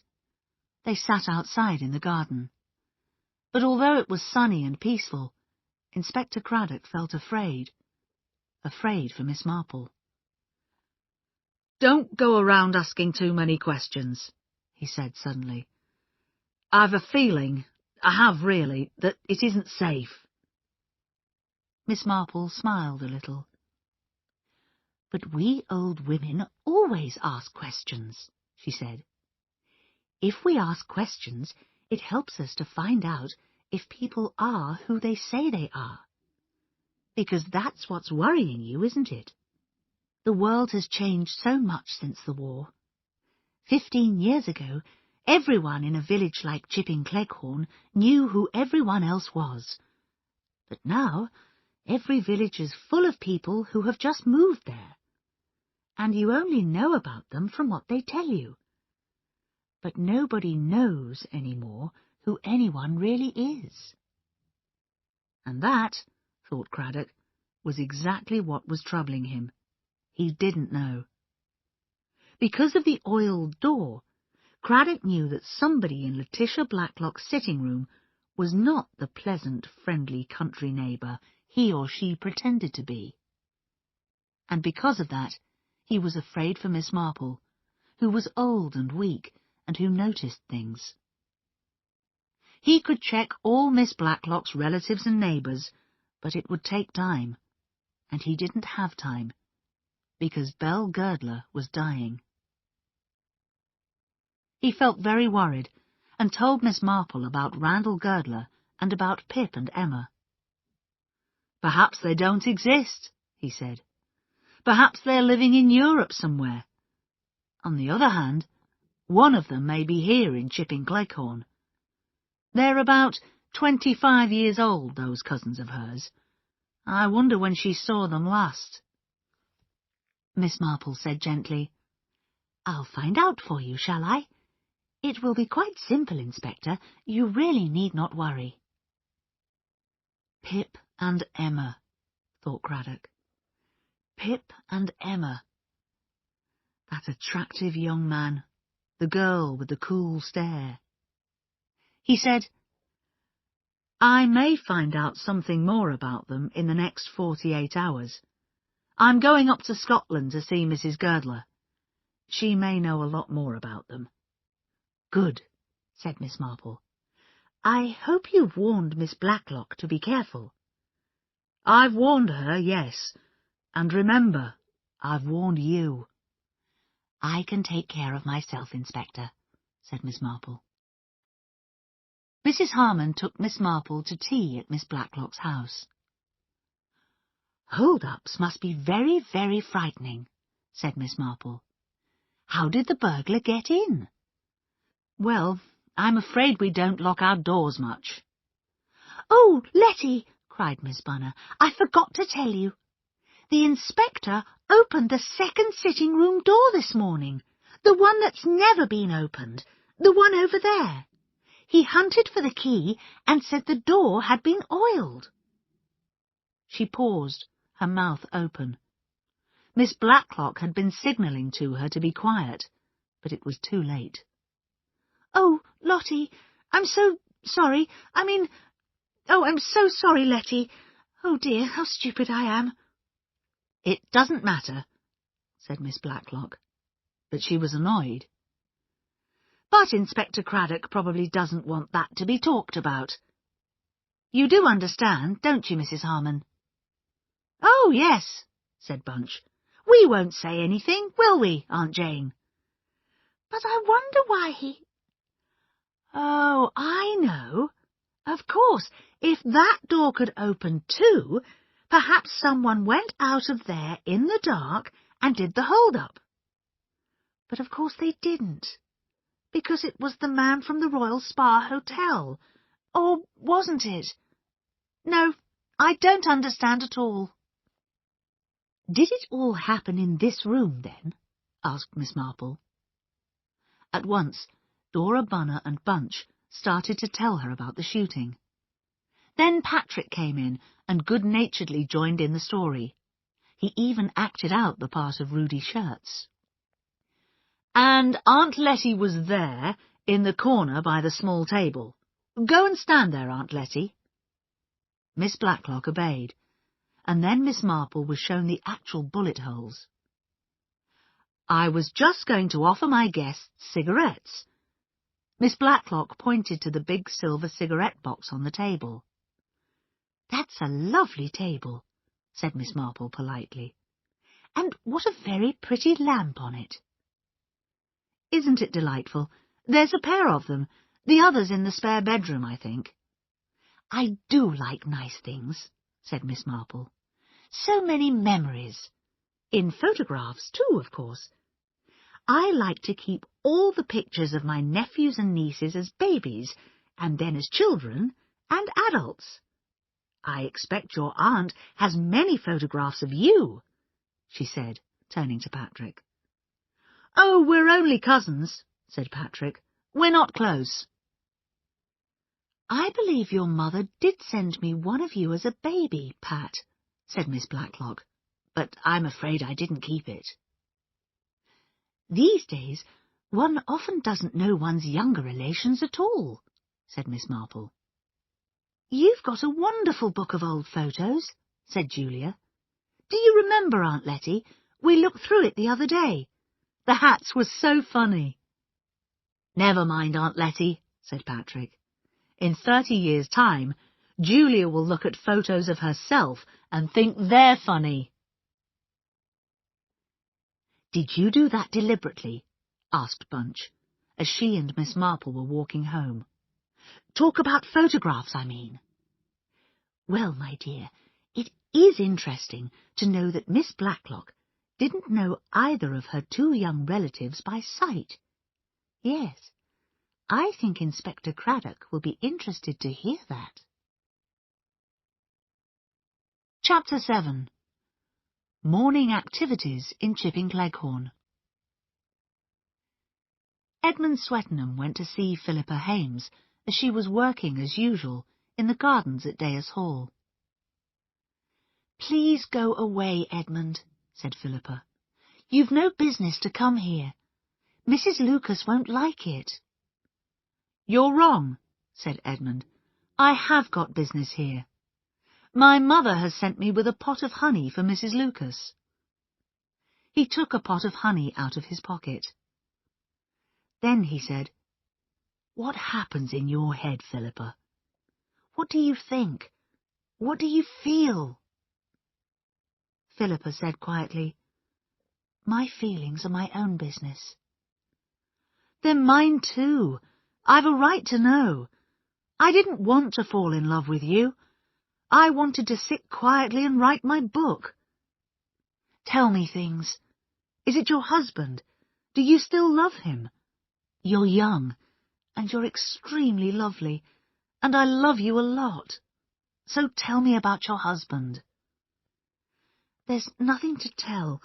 We met and got married. Harry was born. Then Ronald went abroad. He was killed in Italy. And now there's Harry. I like Harry, said Edmund. He's a really nice boy. He likes me. Shall we get married, Philippa? Will you try it? Philippa looked at him. She saw a tall, rather serious young man with a worried face and large glasses. No, said Philippa. Definitely no. You don't know anything about me. In fact, you don't know anything about anyone. Sergeant Fletcher was alone in the house at Little Paddocks. It was Mitzi's free day. She always caught the 11 o'clock bus into Meddenham Wells. By arrangement with Miss Blacklock, Sergeant Fletcher was alone in the house. Miss Blacklock had taken Dora Bunner down to the village. Fletcher worked fast. He had to find out who had oiled and prepared that door. Mitzi hadn't been in the sitting room, so she hadn't needed to use the door. Nor, thought Fletcher, had the neighbours, and they hadn't had the opportunity to oil and prepare the door. Sergeant Fletcher searched the bedrooms, but he couldn't find anything interesting. Suddenly, he heard a sound downstairs. He went to the top of the stairs and looked down. Mrs. Swettenham was crossing the hall. She had a basket on her arm. She looked into the sitting room, crossed the hall, and went into the dining room. Then she came out again without the basket. Fletcher made a sound, and Mrs. Swettenham looked up. "Is that you, Miss Blacklock?" "No, Mrs. Swettenham, it's me, Sergeant Fletcher." He came downstairs. "This house doesn't seem very well protected against burglars. Can anybody always walk in when they want to?" "I just brought some apples for Miss Blacklock," explained Mrs. Swettenham. "We all walk in and out of each other's houses, Sergeant. Nobody thinks about locking a door until it's dark." Fletcher felt shocked. He had supposed, wrongly, that someone in the house had oiled the door. But someone from outside could do it too. They only had to wait until Mitzi, Letitia Blacklock, and Dora Bunner were out of the house. That meant that anyone in the sitting room that night could be the criminal. "Amy," said Miss Hinchcliffe, "I've been thinking about the other evening at Little Paddock's." "Really, Hinch?" asked Amy Murgatroyd. "Yes. Take this spoon, Amy. Pretend it's a gun. Don't be nervous. Now, come to the kitchen door. You're going to pretend to be the burglar. You stand here. Now you're going to hold up a lot of silly people. Take this torch. Switch it on." Miss Murgatroyd obediently raised her torch, waved her spoon, and went towards the kitchen door.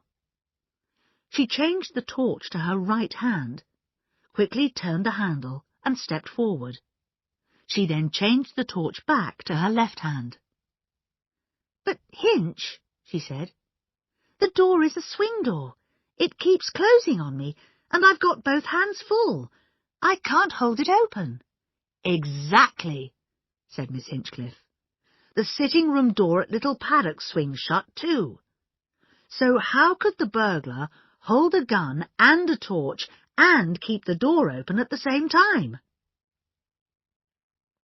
"It's a most extraordinary thing," said Colonel Easterbrook to himself. "Most extraordinary. Laura, do you remember that I showed you my gun? It was in this drawer, wasn't it?" "Oh, yes, Archie, a nasty, horrible black thing." "Well, it's not there now. You haven't moved it." "How extraordinary! No, I'd never dare to touch it." "What about the cleaning woman, Mrs. Butt?" "Mrs. Butt would never do a thing like that. Shall I ask her?" No, you'd better not. I don't want to start a lot of talk. Tell me, do you remember when I showed it to you?" "Oh, about a week ago. I remember quite clearly. It was Saturday the 30th, the day after the hold-up at Miss Blacklock's." "Oh, good," said Colonel Easterbrook. "If my gun had disappeared before the shooting, well, maybe that Swiss man stole it.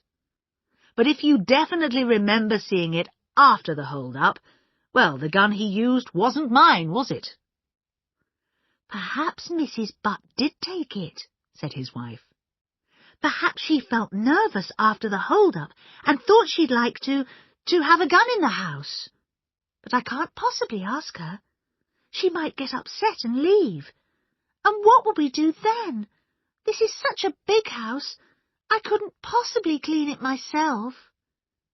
Of course not, said the Colonel. Don't say anything. Miss Marple came out of the vicarage gate and walked down a little path that led to the main street.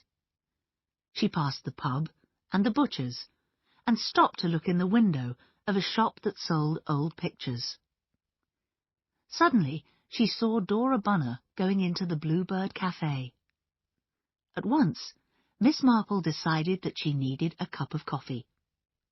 She pushed open the door of the cafe and went in. "Oh, good morning, Miss Marple," said Dora Bunner. "Do sit down here. I'm quite alone." Miss Marple sat down in a blue armchair, and she and Dora Bunner started to chat about the weather. A bored-looking waitress came and took their order for coffee and cakes. "I met a very pretty girl as we were leaving Miss Blacklock's house the other day," said Miss Marple. "She said she does gardening." "Oh, yes, Philippa Hames," said Miss Bunner. "Such a nice, quiet girl. A lady, if you know what I mean. She's a widow. Her husband was killed in Italy." "I wondered, perhaps, if there might be a little romance," asked Miss Marple. "With that tall young man with the glasses?" "Oh, Edmund Swetnam. You think he admires her? He's such a strange young man. He's supposed to be clever." The bored-looking waitress brought their coffee. "I was so interested to hear you were at school with Miss Blacklock," said Miss Marple. "You are such old friends." "Yes," Miss Bunner sighed. "Few people would be as loyal to their friends as dear Miss Blacklock is. Those days seem so long ago. She was such a pretty, light-hearted girl and enjoyed life so much. It all seemed so sad." "Life can be hard," said Miss Marple, although she had no idea what had seemed so sad. "Sad illness bravely suffered. I always think of that poem. True courage and patience. Nothing is too good for dear Miss Blacklock.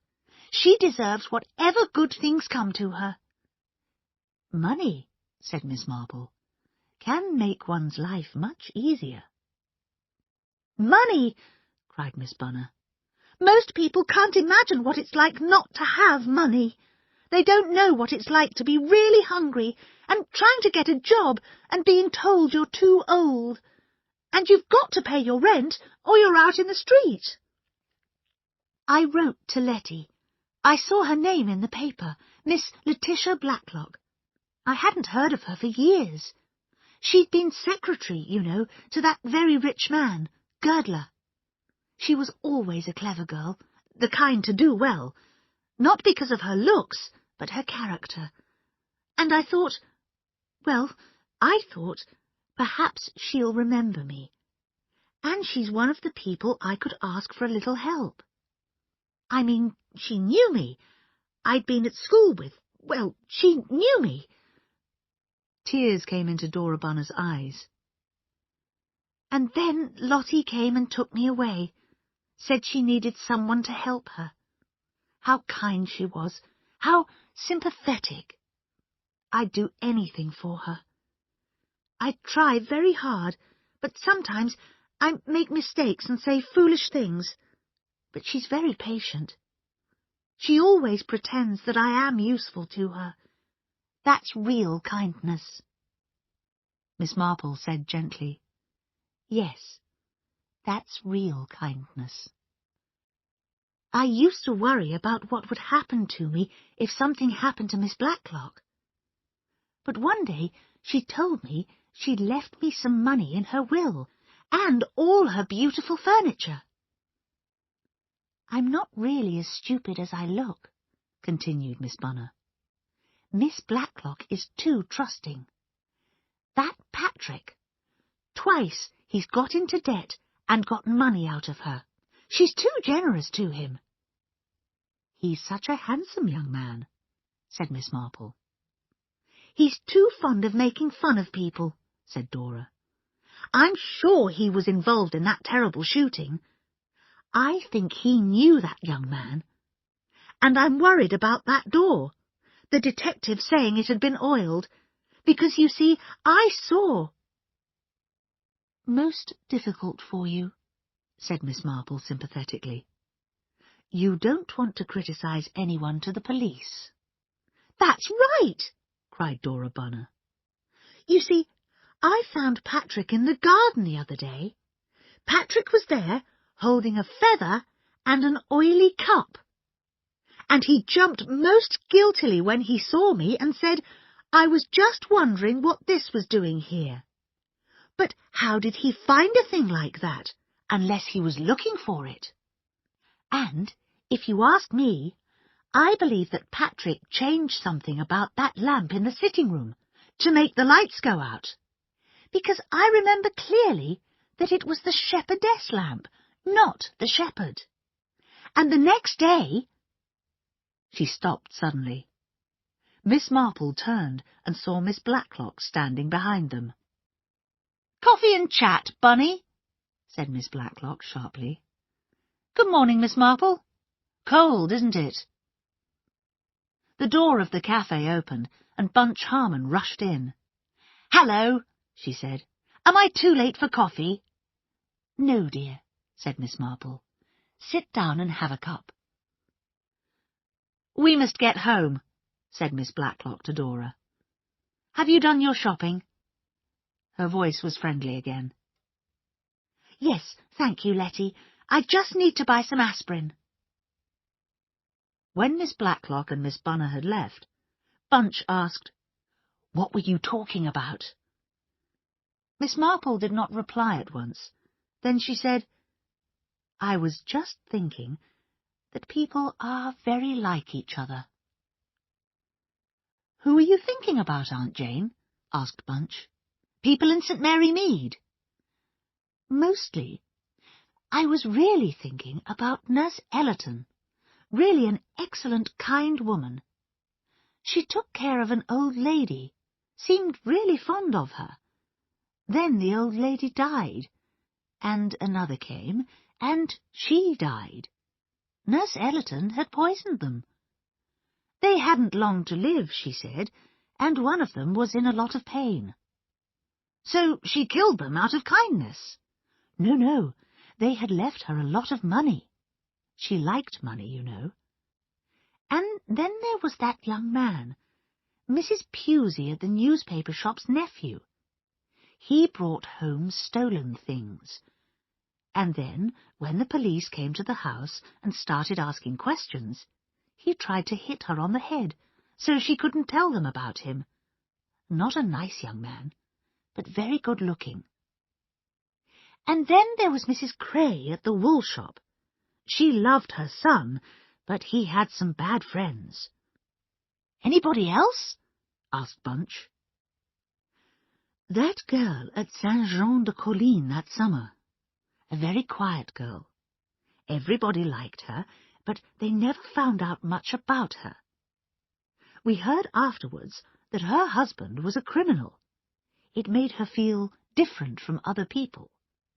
It made her, in the end, a little peculiar.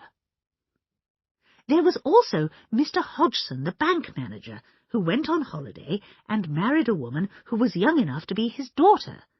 He didn't know anything about her except what she told him, and that definitely wasn't true." "Well," said Bunch, "you've described Dora Bunner, Handsome Patrick, Mrs. Swettenham and Edmund, and Philippa Hames, and Colonel Easterbrook and his wife. Do you think you know who was responsible for the murder?" "I don't know," said Miss Marple. "I've got an idea for a moment, but it's gone. I wish I did know. There isn't very much time. That old lady up in Scotland may die very soon." "Then you really do believe in Pip and Emma?" said Bunch, staring. "You think it was them, and that they'll try again?" "Of course they'll try again," said Miss Marple. "But if it's Pip and Emma, said Bunch. "There are only 2 people it could be. It must be Patrick and Julia. They're brother and sister, and they're the only ones who are the right age." "My dear, it isn't as simple as that. It could be Pip's wife if he's married, or Emma's husband. It could be their mother. And then there's their father. He wasn't a very nice man. Perhaps he could act the part of the Colonel, for example. I think a lot of money is involved, and I'm afraid that people will do terrible things to get their hands on a lot of money." Chapter 8. Memories of the Past. Inspector Craddock took the night train to Scotland. A car was waiting to meet him, and took him to Belle Girdler's house. He was served breakfast, and then a tall, middle-aged woman in a nurse's uniform came in. She introduced herself as Sister McClelland. "Mrs. Girdler is ready to see you," she said. "I'd better warn you about what will happen. She will talk, and enjoy talking, and then, quite suddenly, she will become very tired. In preparation for your visit, I've given her a drug to keep her awake. When she gets tired, send for me." "How exactly is Mrs. Girdler's health?" asked Craddock. "She's dying. She only has a few more weeks to live." Craddock was shown into a large bedroom where a fire was burning. An old lady lay in a bed. There were lines of pain on her face, but also lines of sweetness. And there was, Craddock noticed, a surprisingly playful look in her blue eyes. "Well," she said, "it's not often that I receive a visit from the police. I hear Letitia Blacklock wasn't much hurt by the attempt to take her life. How is my dear Blackie? It's a long time since I've seen her. I suppose you want to ask about the money." "Why did your husband leave his money like that?" "You mean, why did he leave it to Blackie?" "Not for the reason you've probably been thinking." The playful look in Mrs. Girdler's eyes grew brighter. "Randall was never in love with her, and she wasn't with him. I think Randall thought of Blackie as a kind of younger brother. He depended on her judgment, which was always excellent. Letitia Blacklock would never do anything that was dishonest. She's a very fine character. I've always admired her. Her sister was an invalid. She never saw people or went out. So when the girl's father died, Letitia gave up her job to go home and look after her. Randall was angry, but it made no difference." "How long was that before your husband died?" "A couple of years, I think. Randall made his will before she left the company, and he didn't change it. He said to me, 'We've no one of our own.'" "But that's not quite true, is it, Mrs. Girdler?" said Craddock. "He had a sister." "Oh, Sonia, but they quarrelled years ago. He didn't like the man she married, Dmitri Stamfordis. Randall said he was a criminal, but Sonia was madly in love with him." "And Randall and Sonia never made up their quarrel?" "No. She was angry because he had tried to prevent the marriage. But I got a letter from her about 18 months afterwards. She wrote from Budapest. She told me to tell Randall that she was extremely happy and that she just had twins. She intended to call them Pip and Emma. Then she went right out of our lives. But I persuaded Randall to put Pip and Emma's names into his will if Blackie had an accident and died before me. He wasn't happy about it, but he did do that." "And since then," Craddock said slowly, "you've heard nothing of Sonia or her children?" "Nothing. They may be dead. They may be anywhere. They might be in Chipping Cleghorn, thought Craddock. Suddenly a look of fear came into Belle Girdler's eyes. She said, "Don't let them hurt Blackie. You must look after Blackie." Her voice went quiet. Later, Craddock asked Sister McClelland, "Does Mrs. Girdler have any old photographs?" "I'm afraid there's nothing," said the nurse. "All her personal papers and furniture were burned in a fire during the war." So that was that, Craddock thought. But he felt his journey to Scotland had not been a waste of time. He had made some progress with the case. Sonia Girdler was a rich woman when she got married, but perhaps things changed, he thought. Perhaps Pip and Emma came to England and learned about the contents of their uncle's will and about Miss Letitia Blacklock. Then they found out about Randall Girdler's widow. She's an invalid, living up in Scotland, and she hasn't got long to live. If Letitia Blacklock dies before her, they will get a lot of money. They'd find out where Letitia Blacklock is living, and they'd go there, but not as themselves.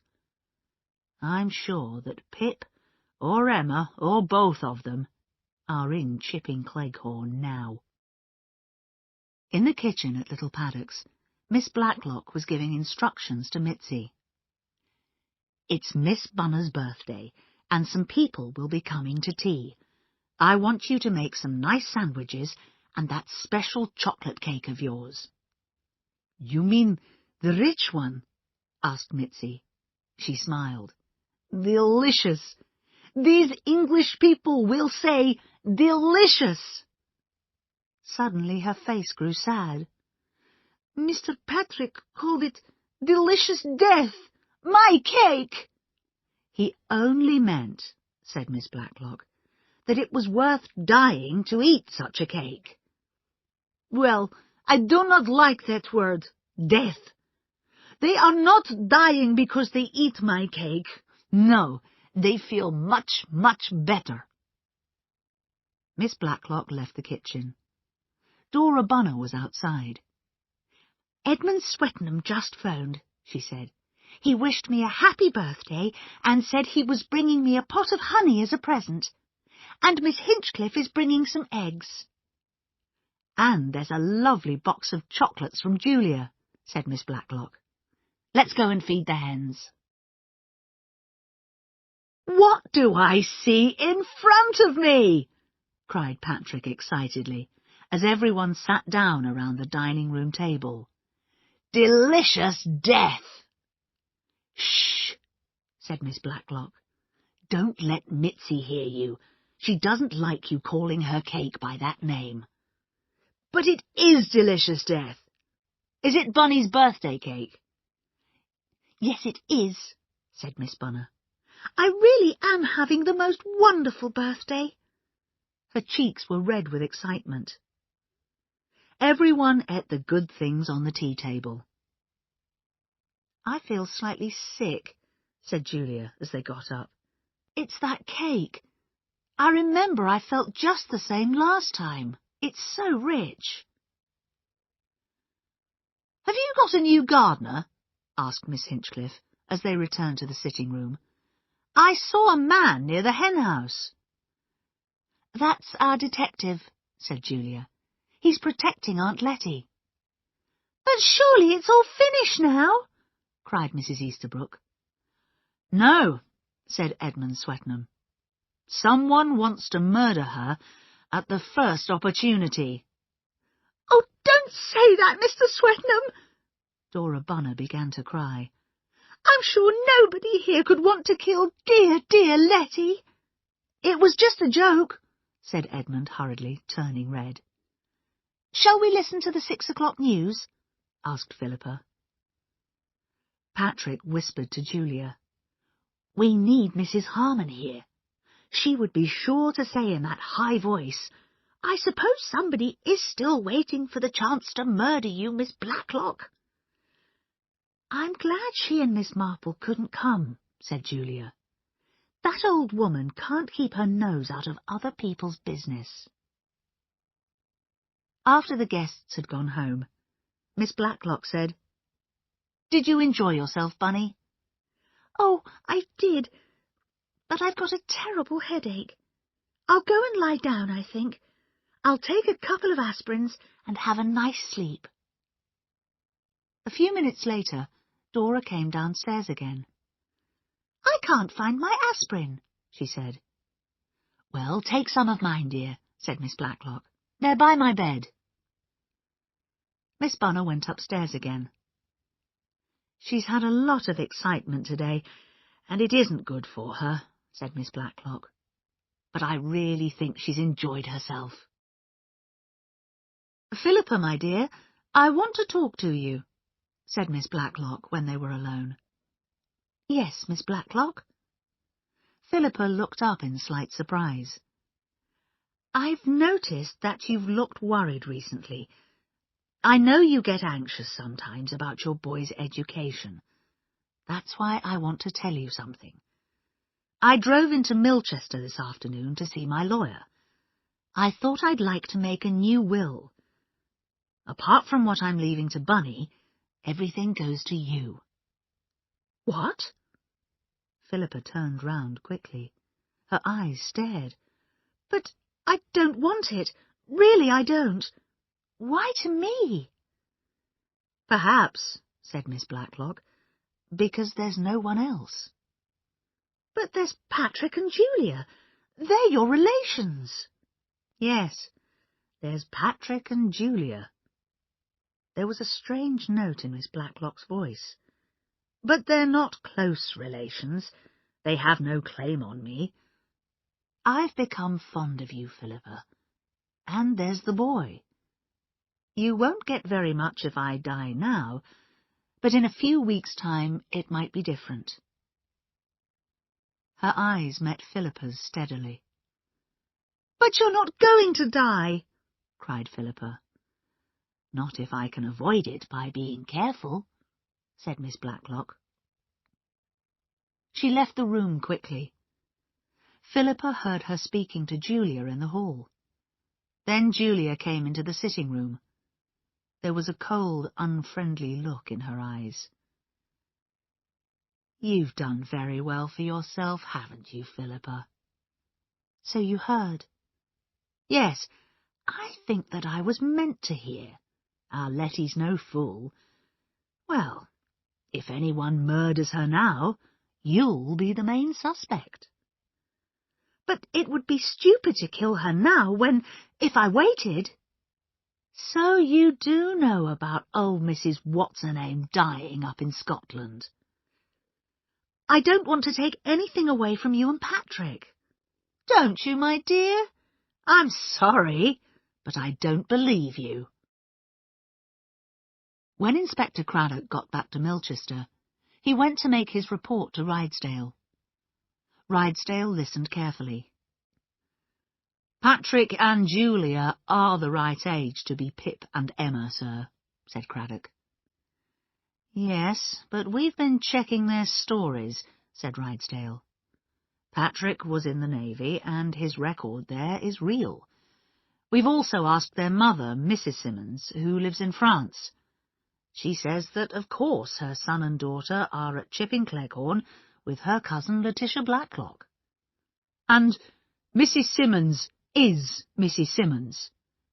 "She's been Mrs. Simmons for a very long time." The Chief Constable handed a piece of paper to Craddock. "Here's something we've found out about Mrs. Easterbrook." The inspector read the paper with interest. "Well," he said, "she's completely deceived that old fool, her husband. But it has no relationship with this business." "No, and here's something that concerns Mrs. Hames."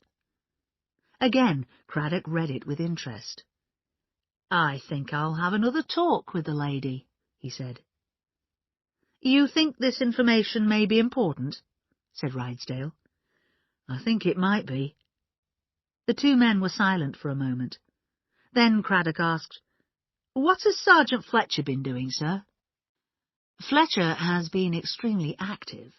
He searched the house by agreement with Miss Blacklock, but he didn't find anything important. Then he's been thinking about who had the chance to oil that door when the foreign girl was out. Who do we know was in the house when it was empty?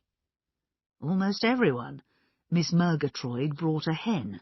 Mrs. Swettenham came to fetch some meat. Miss Hinchcliffe just called in. Mrs. Easterbrook was taking her dogs for a walk and called to see Miss Blacklock. And the Colonel went there with a book on India that Miss Blacklock wanted to read. We don't know about Edmund Swettenham. He said he visited occasionally with messages from his mother. Rydesdale continued, with a slight smile. Miss Marple has also been active. Fletcher reports that she had morning coffee at the Bluebird Cafe. She's been to Sherry with Miss Murgatroyd and Miss Hinchcliffe, and to tea at Little Paddock's.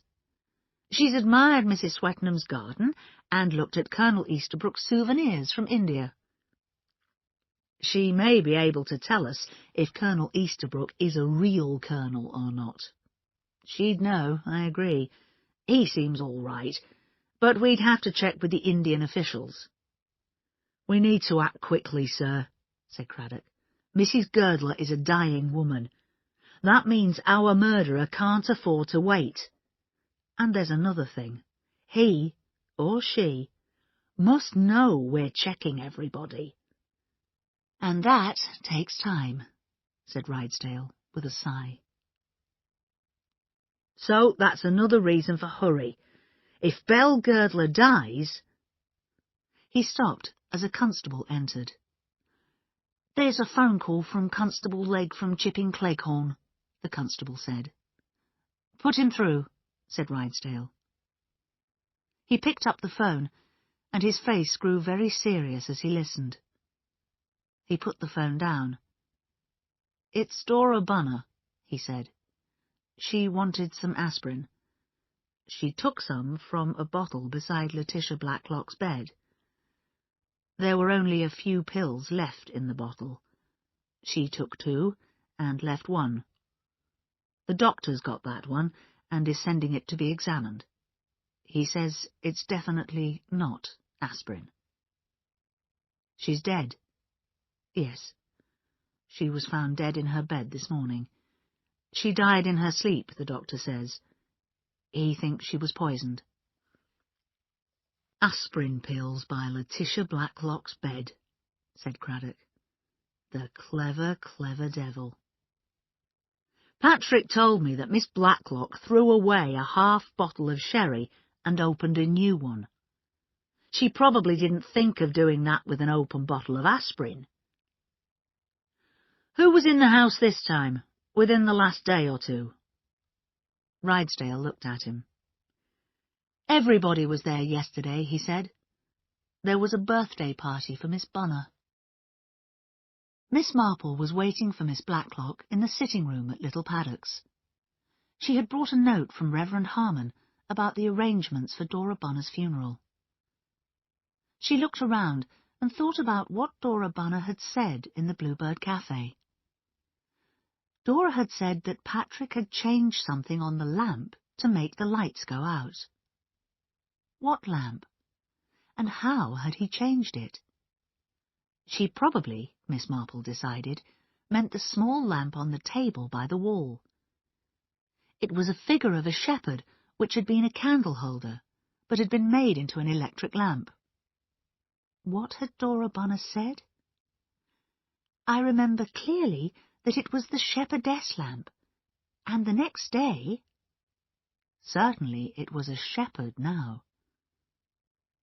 Miss Marple remembered that when she and Bunch had come to tea, Dora Bunner had said that the lamp was one of a pair. Of course, a shepherd and a shepherdess. It had been the shepherdess on the day of the hold-up, and the next day it had been the other lamp, the shepherd. And Dora Bunner thought that Patrick had changed them. Why? Miss Marple looked at the lamp in front of her. The flecks ran along the table, then down over the edge of the table to the wall. There was a small switch halfway along the flecks. Patrick Simmons, a handsome young man, who young and older women liked. Could Patrick Simmons be Pip? The door opened, and Miss Blacklock came in. She looked, thought Miss Marple, many years older. All the life and energy had gone out of her. "I'm very sorry interrupting you like this," said Miss Marple. "I've brought you a note from Reverend Harmon." She held it out, and Miss Blacklock took it and opened it. "Reverend Harmon is a very understanding man," she said quietly. Her voice broke suddenly, and she started to cry. Miss Marple sat quietly. Miss Blacklock sat up at last. Her face was wet with tears. "I'm sorry," she said. "She was the only connection with the past, you see. The only one who remembered. Now that she's gone, I'm quite alone." "I know what you mean," said Miss Marple.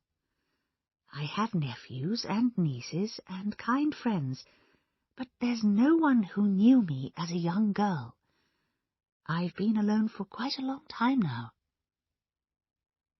There was the sound of a man's voice in the hall. "That's Inspector Craddock," said Miss Blacklock. Craddock came in. When he saw Miss Marple, he did not look happy at all. "Oh," he said, "so you're here." "I am going at once, said Miss Marple. "Please don't let me be in your way." She left the room. "We've got to work fast," Craddock said to Miss Blacklock. "I've checked with Mrs. Girdler. There are only a few people who would become rich from your death. First, Pip and Emma. Tell me, would you recognize Sonia Girdler if you saw her?" "Recognize Sonia? Of course." She stopped suddenly. "No," she said slowly. "Perhaps I wouldn't. It's been a long time. 30 years. She'd be an old woman now." "What was she like when you remember her?" "Sonia?" Miss Blacklock thought for some moments. "She was rather small, dark." "Tell me, do you think it's possible that Mrs. Swetnam might be Sonia Girdler, or Miss Hinchcliffe, or Miss Murgatroyd?" "Mrs. Swetnam?" Miss Blacklock looked at him in surprise. "Oh, no, that's impossible. And Miss Hinchcliffe is too tall. And I'm sure Miss Murgatroyd couldn't be Sonia." "I'd like to see a photo of Sonia Girdler." "Very well," said Miss Blacklock. "Let me see. I was tidying a lot of books in the cupboard. Julia was helping me. There were some old books of photographs there. Where did we put them?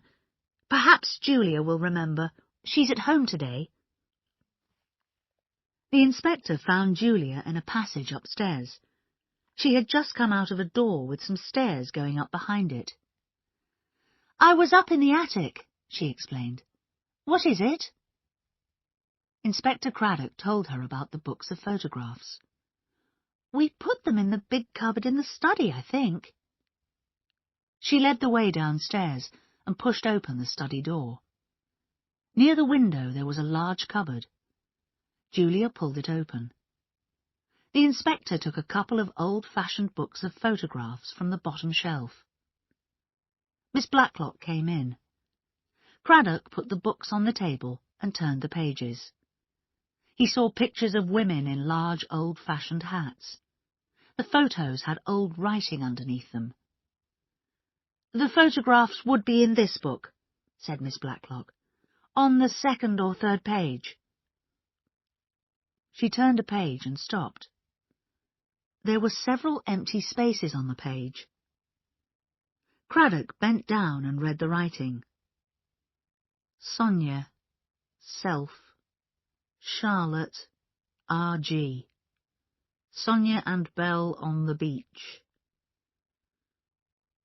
There weren't any empty spaces when we looked at them the other day, said Miss Blacklock. Were there, Julia? I didn't look very closely, only at some of the dresses. But no, you're right, Aunt Letty. There weren't any empty spaces. Craddock stood up. Somebody, he said, has removed every photograph of Sonia Girdler from this book. Chapter 9. Miss Murgatroyd Remembers. Inspector Craddock went to see Philippa Hames again.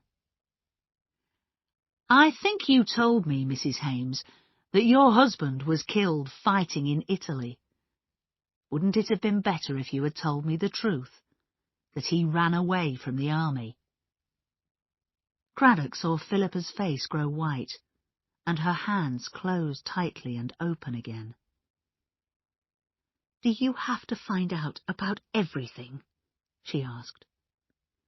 We expect people to tell us the truth about themselves, said Craddock. When did you see him last, Mrs. Hames? I haven't seen him for years. Are you sure that's true? I think you saw him about a fortnight ago. It never seemed to me very likely that you met Rudy Shirts in the summer house. I suggest, Mrs. Hames, that the man you came back from work to meet that morning was your husband. I didn't meet anybody in the summer house. Perhaps he didn't have any money, and you gave him some. Men who run away from the army are often rather desperate. They often take part in robberies, you know. And they often have guns that they've brought back from abroad. I haven't seen him, said Philippa Hames again. Craddock felt angry and confused. He was sure that she was lying. Then suddenly he wondered what Julia had been doing in the attic. He ran quickly upstairs and climbed the narrow stairs that led up to the attic. There were boxes and old suitcases in the attic, and a small case with papers and letters inside. The initials C.L.B. were on the outside of the case. He supposed it had belonged to Letitia's sister, Charlotte. The letters were old and yellow. He took one out and looked at it. The letter began, Dearest Charlotte, and was signed, Your loving sister, Letitia. Craddock felt excited.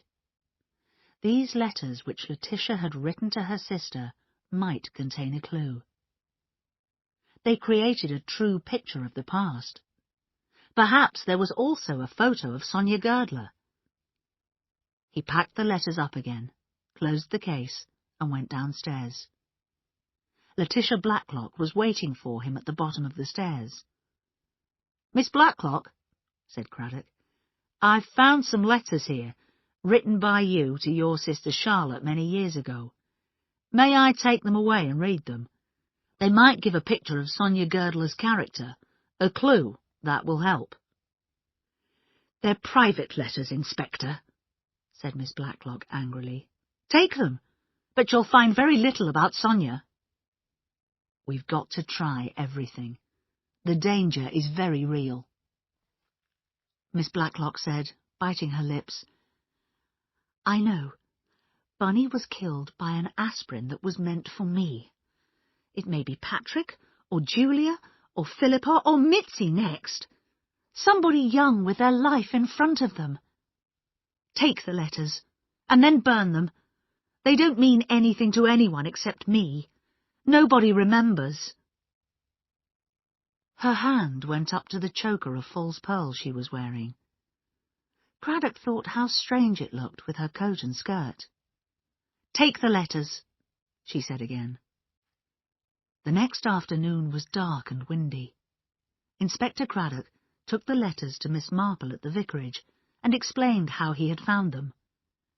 Miss Marple had her chair pulled close to the fire. Bunch was there too. I'd like you to look at this letter, said the inspector. Miss Marple took the letter. She unfolded it and read it. In the letter, Letitia Blacklock told Charlotte about Sonia Girdler's marriage to Dimitri Stamfordis. The last paragraph read, "Sonia asks to be remembered to you. She has just come in and is closing and unclosing her hands like an angry cat. I think she and Randall have had another quarrel. Of course, Sonia can be very annoying. It's difficult to argue with that cool stare of hers." Miss Marple folded the letter and handed it back. "Well, what picture do you get of Sonia?" asked Craddock. "It's difficult, you know, to see anyone through another person's mind," said Miss Marple. "Closing and unclosing her hands like an angry cat," said Craddock.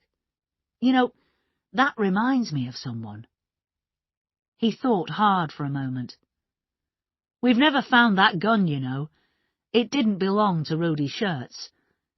If I knew who had a gun in Chipping Cleghorn—" "Colonel Easterbrook has one," said Bunch. "Mrs. Butt told me. She's my cleaning woman. She cleans the Easterbrooks' house, too. She told me about 6 months ago." "Colonel Easterbrook went up to Little Paddocks to leave a book there one day," said Craddock. "It wasn't impossible for him to oil that door. But I've stopped worrying about Pip and Emma. I'm concentrating on Sonia. I wish I knew what she looked like. There were 1 or 2 photos with these letters, but none of the photos was of her." "How do you know? Do you know what she looked like?" "She was small and dark, Miss Blacklock said." "Really?" said Miss Marple. "That's very interesting."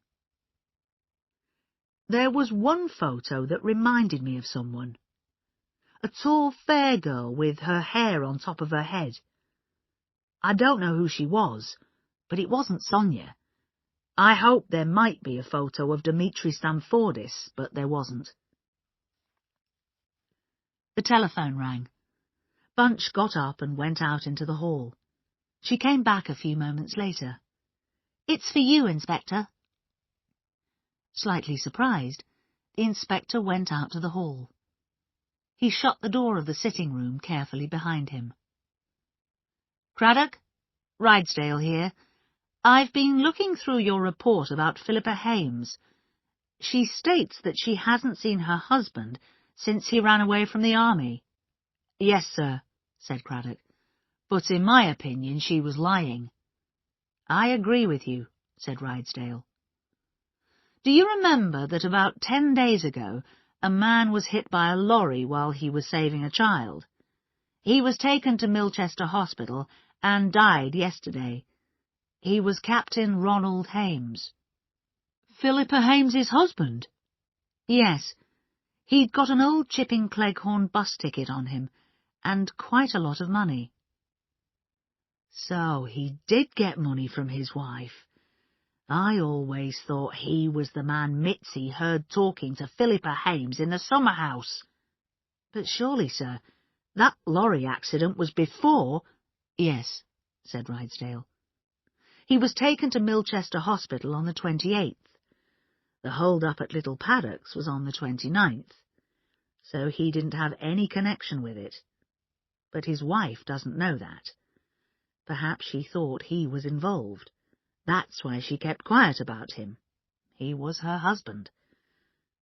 It was a brave thing to do, wasn't it? Rescuing that child from the lorry. Yes, very brave. His son needn't be ashamed of him now. And the young woman will be able to marry again. You'd better go and tell her." Bunch Harmon was going out for the evening. "I'll put a lamp beside you," she said to Miss Marple. "It's so dark in here. There's going to be a storm, I think." She lifted a small lamp to the other side of the table.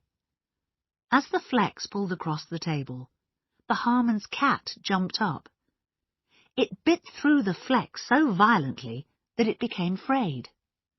"Bad cat," said Bunch. Miss Marple put out a hand to turn on the lamp. It doesn't turn on there. You have to press that switch halfway along the flex. Wait, let me take these flowers away. Bunch lifted a bowl of roses across the table. The cat knocked playfully against her arm, and she spilled some of the water out of the vase. It fell on the frayed area of the flex. Miss Marple pressed the small switch on the flex. There was a flash and a small bang in the place where the water had made the frayed flex wet. "Oh dear," said Bunch, "it's fused. And now I suppose all the lights in here are off." She tried them. "Yes, they are. It's all that cat's fault." "Aunt Jane, what's the matter? Did it frighten you?"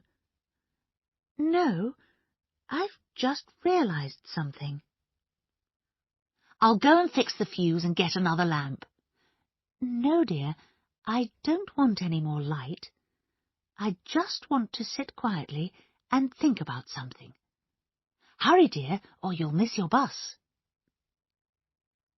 When Bunch had gone, Miss Marple sat quietly for about 2 minutes. Then she pulled a piece of paper towards her. She wrote first, "Lamp," and put a heavy line underneath it. After a time, she wrote another word, and then more notes. In the rather dark sitting room of Boulders, Miss Hinchcliffe and Miss Murgatroyd were having an argument about the shooting. "But, Hinch, I can't remember anything," said Miss Murgatroyd. "Now listen, Amy Murgatroyd, we're going to think about this properly. You can't hold open a door, wave a torch, and shoot with a gun all at the same time." "But he did have a gun," said Miss Murgatroyd. "I saw it. It was there on the floor beside him." "When he was dead, yes, but he didn't fire it." "Then who did?" asked Miss Murgatroyd.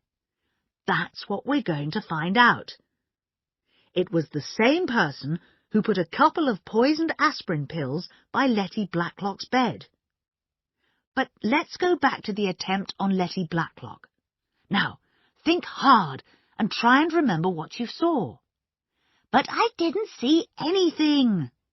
"Use your brain, Amy," said Miss Hinchcliffe. "Where were you when the lights went out?"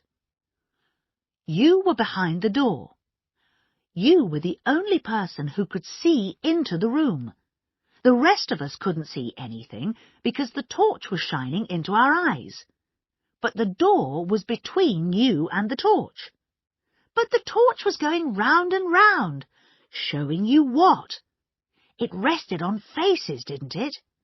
Yes, it did. I saw Miss Bunner and Mrs. Harmon." "Good, Amy.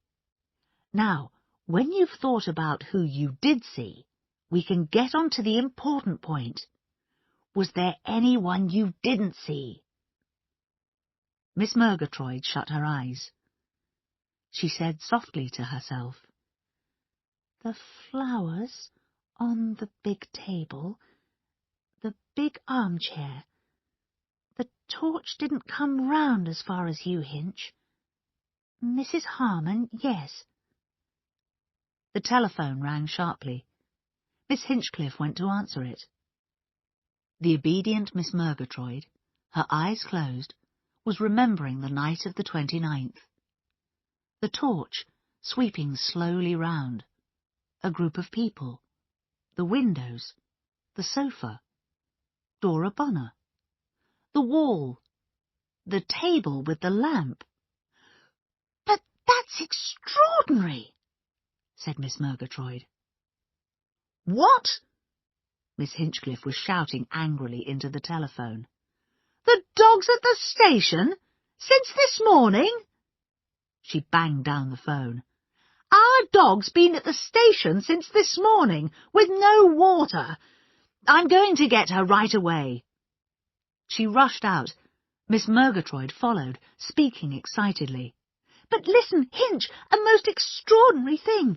I don't understand it." Miss Hinchcliffe had run out of the door to the garage. "We'll continue with this when I come back," she called. "I'm in a hurry now.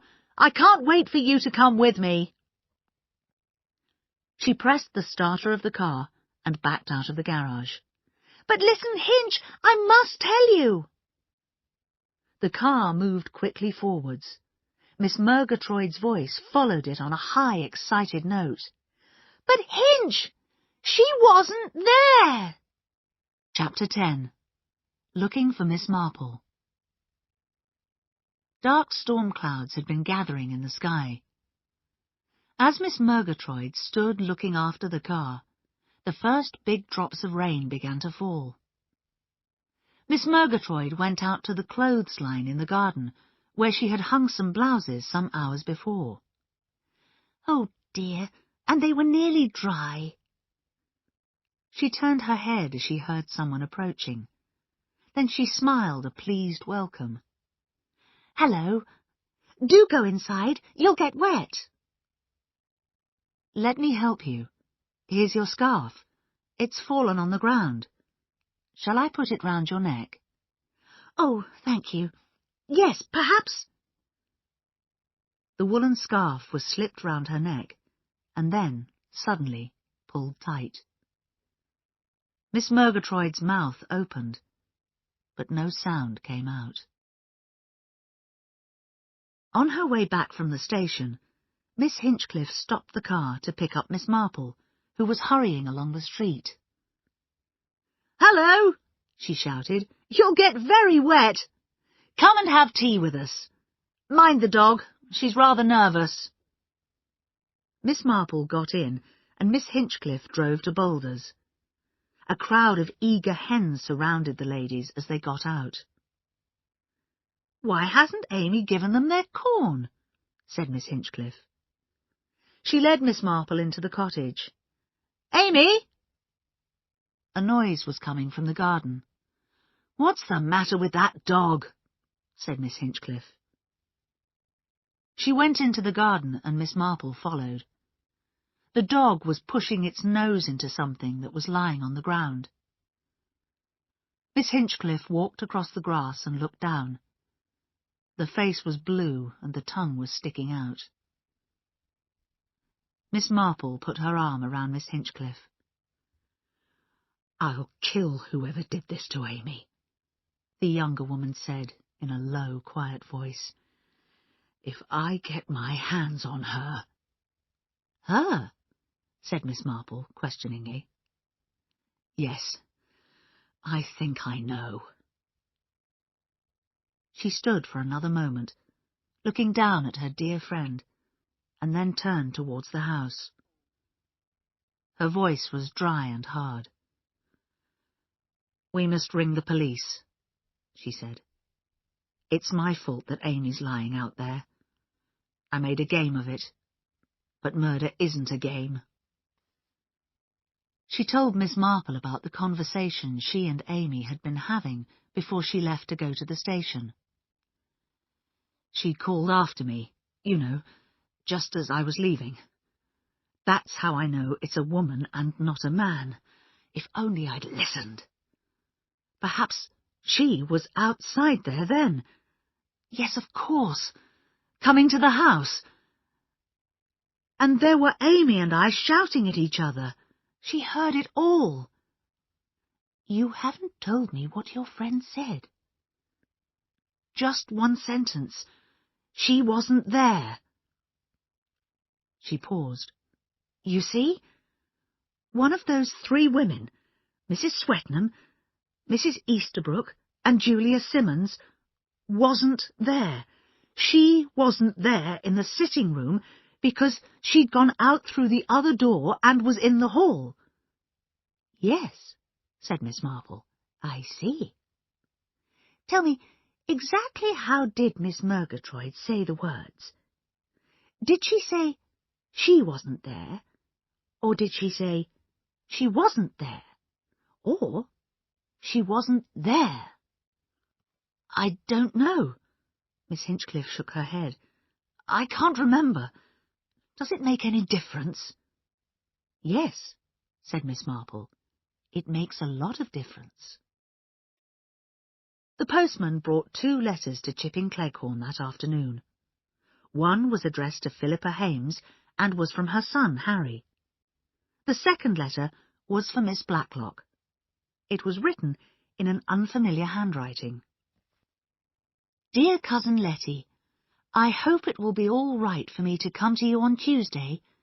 I wrote to Patrick 2 days ago, but he hasn't answered. My train arrives at Chipping Cleghorn at 6:15, if that's convenient. With love, Julia Simmons.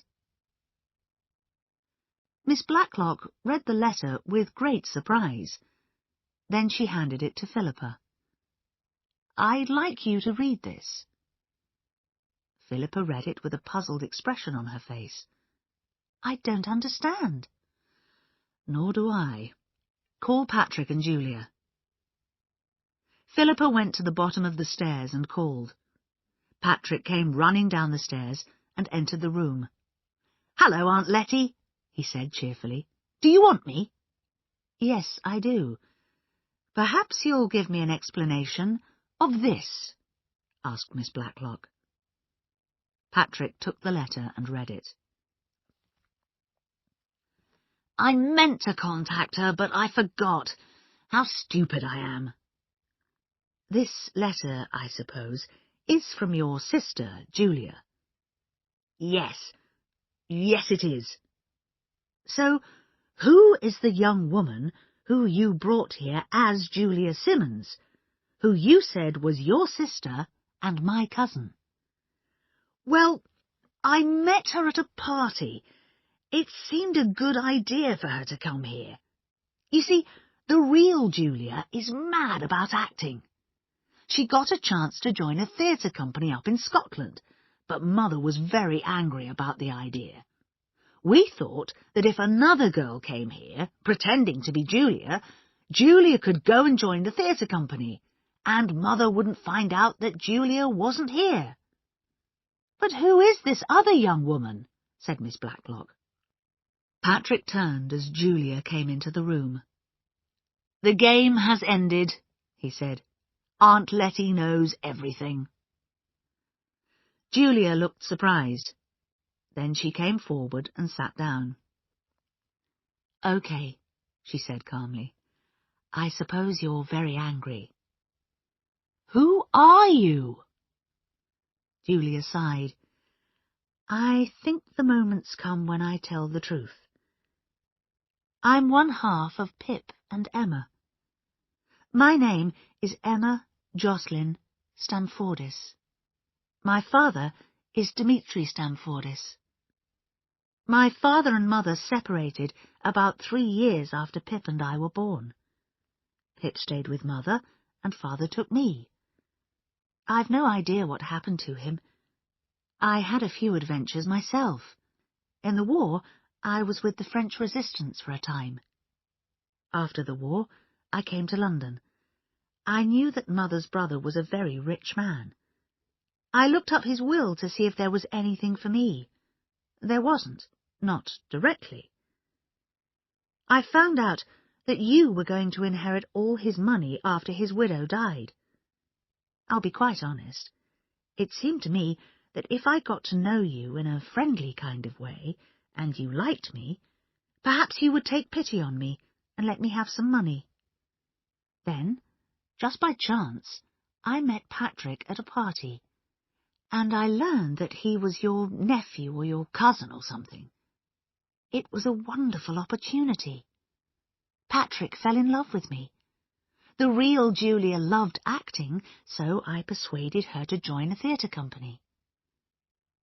But when that hold-up happened, I knew I would be in trouble. I've got a very good motive for wanting to kill you. I thought I'd better continue pretending to be Julia. How could I know that the real Julia would decide to leave the theatre company? She writes to Patrick and asks if she can come here, but instead of telling her to keep away, he forgets to contact her. She glanced angrily at Patrick and sighed. Pip and Emma, said Miss Blacklock softly. I never believed they were real. You're Emma, she said. Where's Pip? Julia looked into her eyes with an innocent stare. I don't know, she said. I have no idea. I think you're lying, Julia. When did you last see him? I haven't seen him since we were both 3 years old, said Julia clearly. That's when my mother took him away. Julia, said Miss Blacklock, I call you that because I'm used to it. You were with the French resistance, you say? Then I suppose you learned to shoot. Again those cool blue eyes met hers. I can shoot very well. But I didn't shoot at you, Letitia Blacklock. If I had shot at you, I wouldn't have missed. Outside, there was the sound of a car driving up to the door. A few minutes later, Mitzi put her head round the door. It's the police again, she said. Craddock came in. He looked so serious that they all stared at him nervously. This was a new Inspector Craddock. Miss Murgatroyd has been murdered, he said. She was killed not more than an hour ago. He looked at Julia. You, Miss Simmons, where have you been all day? In Milchester. I've just got in. And you? Said the inspector to Patrick. Did you both come back together? Yes, we did, said Patrick. No, said Julia. It's no good, Patrick. That's the kind of lie that will be found out at once. The bus people know us well. I came back on the earlier bus, Inspector. I went for a walk. In the direction of Boulders? No, I went across the fields. He stared at her, and Julia stared back. Before anyone could speak, the telephone rang. Miss Blacklock picked it up. Yes? Who? Oh, Bunch. What? No, she hasn't. I've no idea. Yes, he's here now. She lowered the phone. Mrs. Harmon would like to speak to you, Inspector. Miss Marple hasn't come back to the vicarage, and Mrs. Harmon is worried. Craddock took the telephone from Miss Blacklock. Bunch's voice was shaking like a child's. I'm worried, Inspector. Aunt Jane's out there somewhere, and I don't know where. And they say that Miss Murgatroyd's been killed. Is it true?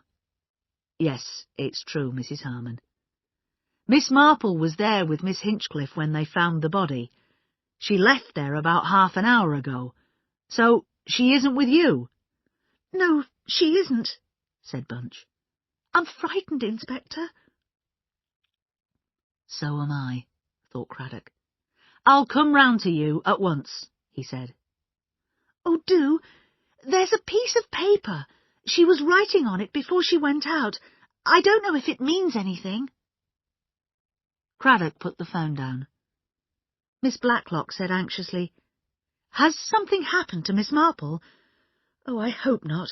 She's so old and weak. She stood pulling with her hand at the pearls round her neck. Whoever's doing this must be mad, Inspector, quite mad. Suddenly, the choker of pearls broke under Miss Blacklock's nervous fingers.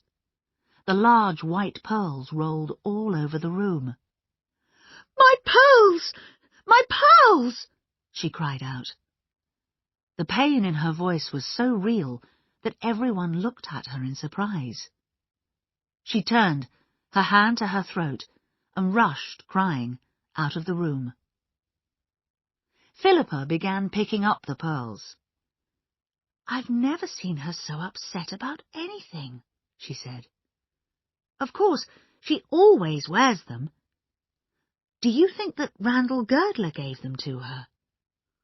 They're not real. Craddock was going to reply, Real? Of course not. But then he stopped. The pearls were very large and white. They looked false. They must be false. But if they were real, They would be worth a lot of money, especially if Randall Girdler had given them to her. Would they be worth murdering someone for? Inspector Craddock went round to the vicarage, where Bunch and her husband were waiting for him with anxious faces. "Did she say she was coming back here?" asked Bunch. "She didn't actually say so," said Craddock slowly. "She was talking to Sergeant Fletcher when I last saw her, just by the gate, and then she went through it and out. She slipped away very quietly. Fletcher may know something. Where's Fletcher?" Craddock rang up Boulders. Then he rang up the police station in Milchester, but Fletcher wasn't at either place. Bunch brought a piece of paper to him. He spread it out on the table. The writing was shaky and not easy to read. "Lamp, violets, where is the bottle of aspirin? Delicious death," Bunch read. "That's Mitzi's cake. Sad illness bravely suffered. Pearls. And then Lottie. No, Letty. Her E's look like O's. Does it mean anything?" Bunch asked. "Anything at all. I can't see any connection. What does she mean about pearls?" "I don't know," said Craddock. "But the pearls aren't important now. We must find Miss Marple before it's too late. And where is Sergeant Fletcher?" As Craddock left the vicarage and went back to his car, a voice spoke to him out of the wet bushes. "Sir," said Sergeant Fletcher. "Sir?" Chapter 11. At Little Paddock's. Dinner had ended at Little Paddock's. It had been a silent and uncomfortable meal. Miss Blacklock had come downstairs again, but she had stopped trying to be cheerful. Mitzi had announced that she was frightened and that she was going to lock herself in her room, so Julia had cooked the dinner instead. Now they were in the sitting room, with coffee on the small table by the fire. Nobody seemed to have anything to say. At 8:30, Inspector Craddock telephoned. "I shall be with you in about a quarter of an hour's time," he said. "I'm bringing Colonel and Mrs. Easterbrook and Mrs. Swetnam and her son with me." "Have you found Miss Marple?" asked Miss Blacklock. "No," said the inspector, and put down the phone. Julia took the coffee cups back to the kitchen. To her surprise, she found Mitzi there. "See what you have done in my nice kitchen," said Mitzi. "You have ruined all my pans. I only use this pan for eggs, and you have used it for frying onions." The doorbell rang. Julia went to the door and opened it. It was Miss Hinchcliffe. "Good evening," she said in her deep voice. "Sorry to burst in. I expect the inspector's telephoned." "He didn't tell us you were coming," said Julia, leading the way to the sitting room. "He said I needn't come, but I wanted to." "Turn all the lights on," said Miss Blacklock, "and put more coal on the fire. I'm cold, horribly cold. Come and sit here by the fire, Miss Hinchcliffe." "Mitzi's come down again," said Julia. "Has she?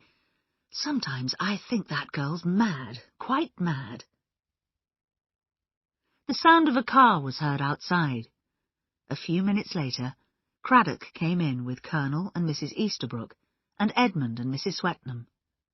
They were all curiously quiet. "Ha! A good fire," said the Colonel, but his voice sounded thin and weak. Mrs. Easterbrook wouldn't take off her fur coat and sat down next to her husband.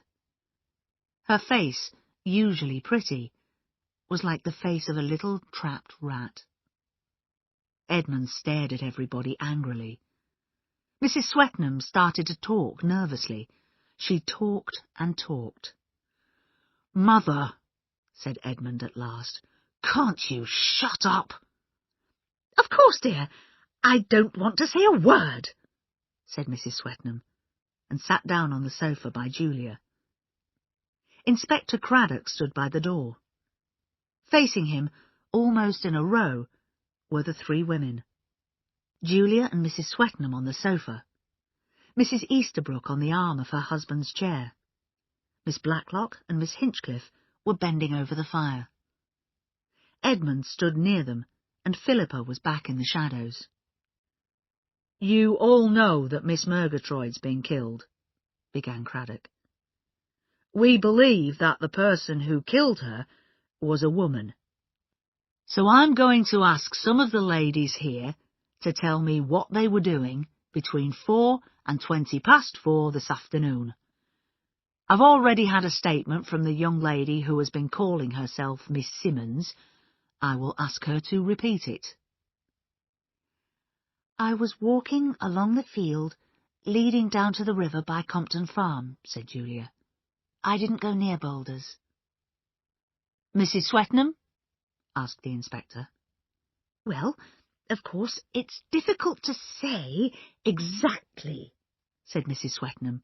"I think I was doing some sewing, but if I wasn't, I was doing some gardening. No, that was earlier, before the rain." "The rain," said the inspector, "started at 4:10 exactly." "Ah, it was raining so hard that water was coming through the roof. I thought the pipes outside must be blocked again with dead leaves. I called Edmund, but he didn't answer, so I went outside to clean the pipes myself. It took a long time, but I cleared out all the leaves. Then I came in and made tea." "Did anybody see you when you were outside?" asked Inspector Craddock. "No," said Mrs. Swetnam, "but you can look at the pipes. They're beautifully clean." "Did you hear your mother call to you, Mr. Swetnam?" "No," said Edmund. "I was asleep." "Edmund," said his mother, "I thought you were writing." Inspector Craddock turned to Mrs. Easterbrook. "I was sitting with Archie in his study," said Mrs. Easterbrook, fixing wide, innocent eyes on him. "We were listening to the radio together, weren't we, Archie?" There was a pause. Colonel Easterbrook was very red in the face. He took his wife's hand in his. "You don't understand these things, Laura," he said. He turned to the inspector. "My wife, you know, has been terribly upset by all this. She's nervous and doesn't understand the importance of thinking before she makes a statement." "Archie!" cried Mrs. Easterbrook. "Are you going to say you weren't with me?" "Well, I wasn't with you, my dear, was I? I was talking to Lampson, the farmer over at Croft End, about some chickens. I didn't get home until after the rain had stopped." "And had you been out too, Mrs. Easterbrook?" The pretty face looked even more like a small rat. No, I just sat listening to the radio. I'd been out earlier, about 3:30, just for a little walk, not far." "That's all, Mrs. Easterbrook," said Craddock quietly. "Why don't you ask the others where they were?" said Mrs. Easterbrook sharply. "That Hames woman, and Edmund Swetnam. How do you know he was asleep indoors?" Inspector Craddock said quietly, "Before she died, Miss Murgatroyd made a certain statement. On the night of the hold-up here, someone was absent from this room. Miss Murgatroyd told her friend the names of people she did see. She then discovered there was someone she did not see." "Amy was over there behind the door, where Inspector Craddock is now," said Miss Hinchcliffe. "She was the only person who could see anything of what was happening." "Aha! That is what you think, is it?" shouted Mitzi, as she threw open the door excitedly. Ha! You do not ask Mitzi to come in here with the others, do you? I am only Mitzi. Mitzi in the kitchen. Let her stay where she belongs. But I tell you that Mitzi can see things as well as anyone, and perhaps better. Yes, better. Yes, I see things. I saw something the night of the burglary. I saw something, and I did not quite believe it. I think to myself, I will not tell what I have seen, not yet. I will wait. And when everything had calmed down, you meant to ask for a little money from a certain person, eh? Said Craddock. Mitzi turned on him like an angry cat. And why not? Especially if one day there will be money, much, much money. Oh, I have heard things. I know about this Pippennemmer, this secret society which she looked at Julia, works for. Yes, I was waiting before I asked for money, but now I am afraid. So I will tell what I know. All right, said the inspector. What do you know? I will tell you, said Mitzi. On that night, I am not in the kitchen cleaning silver, as I said. I am already in the dining room when I hear the gun. I look through the keyhole. The hall is black, but the gun goes off again, and the torch falls, and it swings round as it falls. And I see her. I see her there close to him with the gun in her hand. I see Miss Blacklock. Me? Miss Blacklock sat up in surprise. You must be mad. But that's not possible, cried Craddock interrupted, with a voice as cold and sharp as a knife. Isn't it, Mr. Swetnam? And why not? Because it wasn't Miss Blacklock who was standing there with the gun. It was you, wasn't it? You took Colonel Easterbrook's gun. You made the arrangement with Rudy Shirts. When the lights went out, you hurried through the oiled door. You shot at Miss Blacklock, and then you killed Rudy Shirts. A few seconds later, you were back in the sitting room. For a moment, Edmund could not speak. Then he said, That's a crazy idea. Why me? What motive had I got? If Miss Blacklock dies before Mrs. Girdler, 2 people inherit her money, remember? The 2 that we know of as Pip and Emma. Julia Simmons is Emma. And you think I'm Pip? Edmund laughed. That's crazy. He isn't Pip. The voice came from the shadows in the corner. Philippa Hames came forward, her face pale. I'm Pip. You, Mrs. Hames? Yes. Everybody has been thinking that Pip was a boy. Julia knew, of course, that her twin was another girl. I don't know why she didn't say so this afternoon. Family loyalty, said Julia. I suddenly realized who you were. I'd had no idea until that moment. I'd had the same idea as Julia, said Philippa, her voice shaking a little. After I lost my husband and the war ended, I wondered what I was going to do. My mother died years ago. I found out about my Girdler relations. Mrs. Girdler was dying, and after her death, the money would go to a Miss Blacklock. I found out where Miss Blacklock lived, and I came here. I hoped that Miss Blacklock might, perhaps, help me with Harry's education. And then, Philippa spoke faster, that hold-up happened and I began to be afraid, because I thought that the only person with a motive for killing Miss Blacklock Was me." She stopped and pushed her fair hair back. Craddock suddenly realised that the photograph in the box of letters was a picture of Philippa's mother. They looked the same. He knew, too, why the mention of closing and unclosing hands had seemed familiar. Philippa was doing it now. "Miss Blacklock has been good to me," said Philippa. "Very, very good to me.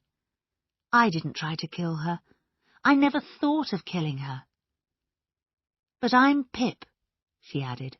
"You see, you needn't suspect Edmund any more." "Needn't I?" said Craddock.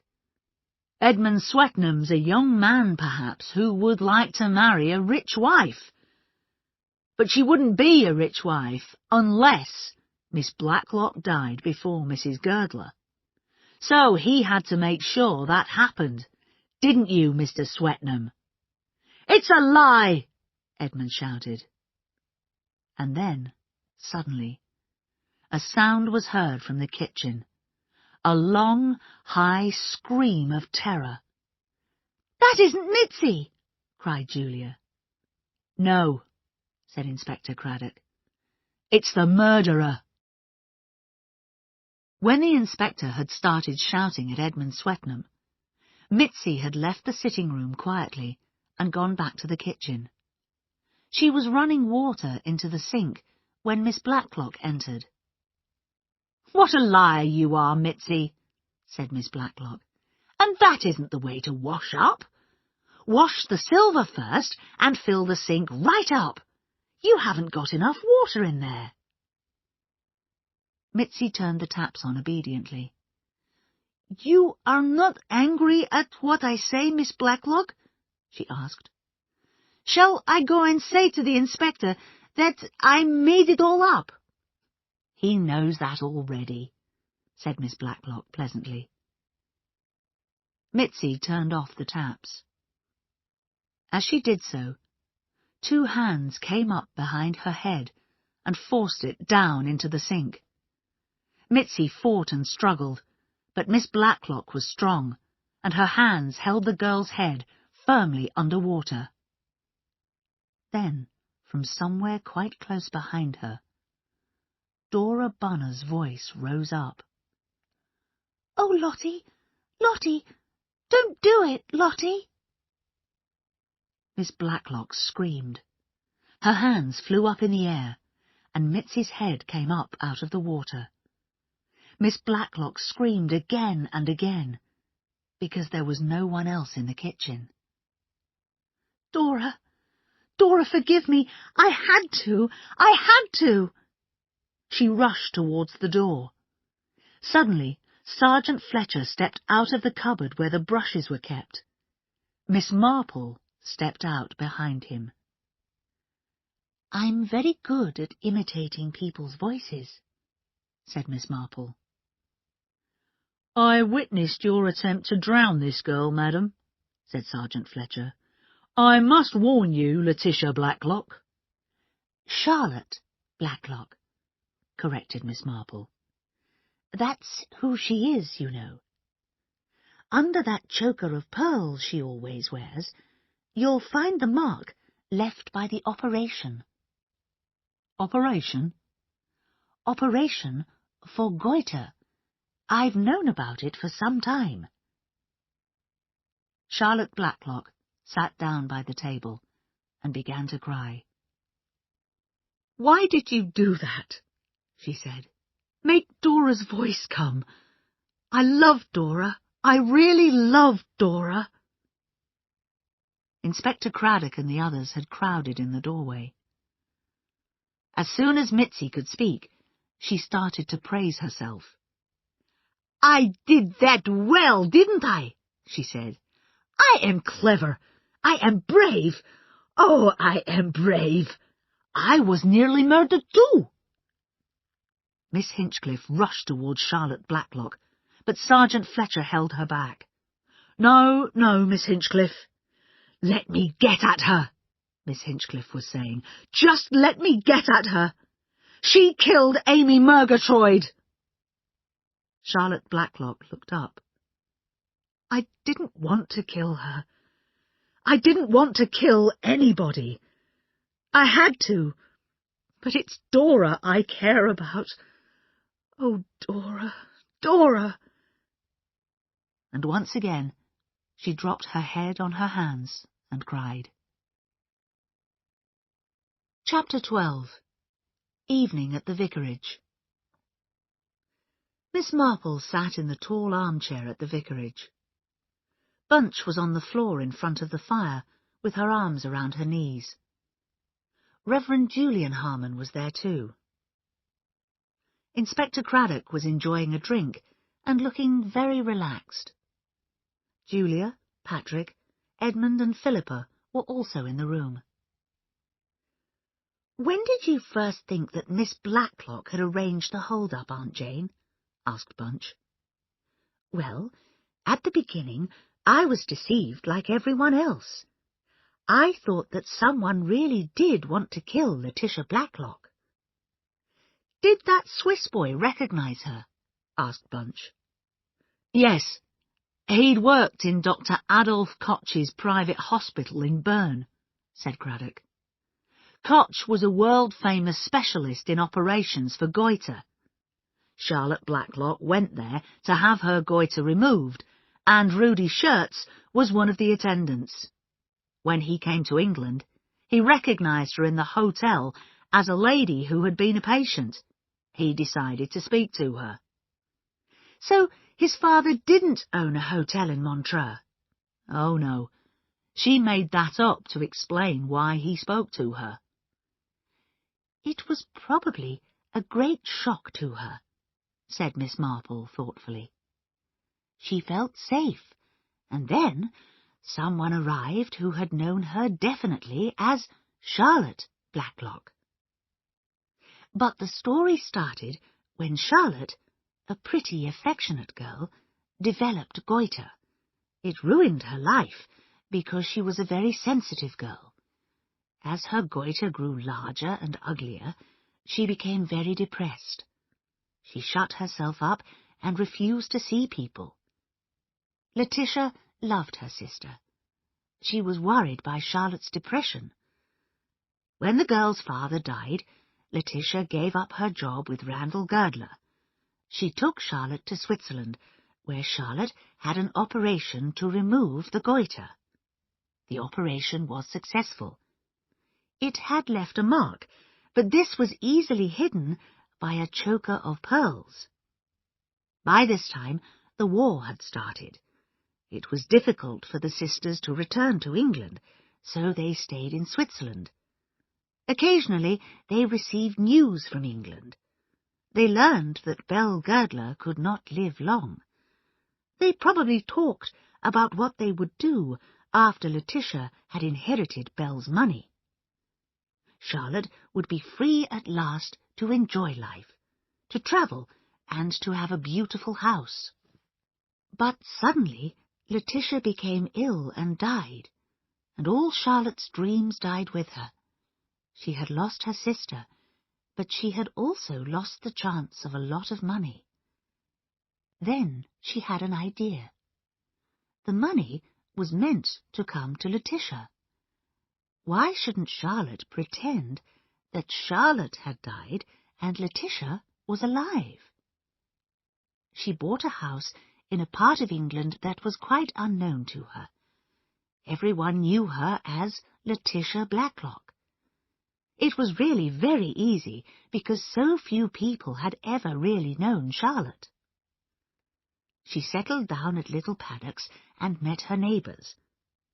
Then she got a letter from her 2 young cousins, asking dear Letitia if they could come and stay with her. She accepted with pleasure the visit of 2 young cousins she had never seen, and they accepted her as Aunt Letty. Everything was going well. And then she made a big mistake. She got a letter from Dora Bunner, an old school friend. She had been really fond of Dora, because Dora reminded her of her happy school days. So she went to see her. Dora was no doubt very surprised. She'd written to Letitia, and the sister who came to see her was Charlotte. Charlotte told Dora what she had done, and Dora thought it was absolutely right that dear Lottie should receive the money that was meant for Letty. Lottie had suffered bravely and patiently for a long time, and now she deserved a reward. So Dora came to live at Little Paddocks, and very soon Charlotte began to understand that she had made a terrible mistake. Dora was often confused. Sometimes, by mistake, she called Charlotte Lottie instead of Letty. Then something worse happened. Charlotte was recognized and spoken to by Rudy Shirts at the Royal Spa Hotel. She became very worried about him. Perhaps he would tell everyone that she was not Letitia. So she decided to kill him. She told Rudy Shirts that she wanted to arrange a joke hold-up at a party. She paid him well to act the part of the robber. She gave him the advertisement to put in the paper and arranged for him to visit the house. She took Colonel Easterbrook's gun out of his drawer when she was visiting his house. She oiled the door in the sitting room so that it would open and shut noiselessly. It probably seemed like a game, but it wasn't. She went out just after 6 to shut up the hens. She let Shirts into the house then, and gave him the mask and gloves and the torch. At 6:30 she was ready by the small table, with her hand on the cigarette box. When the clock began to strike, everyone looked at it. Only one person, Dora, kept looking at Miss Blacklock. And she told us, in her first statement, exactly what Miss Blacklock had done.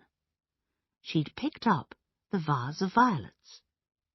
She'd previously cut the flex of the lamp, so it was almost cut through. She picked up the violets, spilled the water, and switched on the lamp. Everything fused, and the lights went out.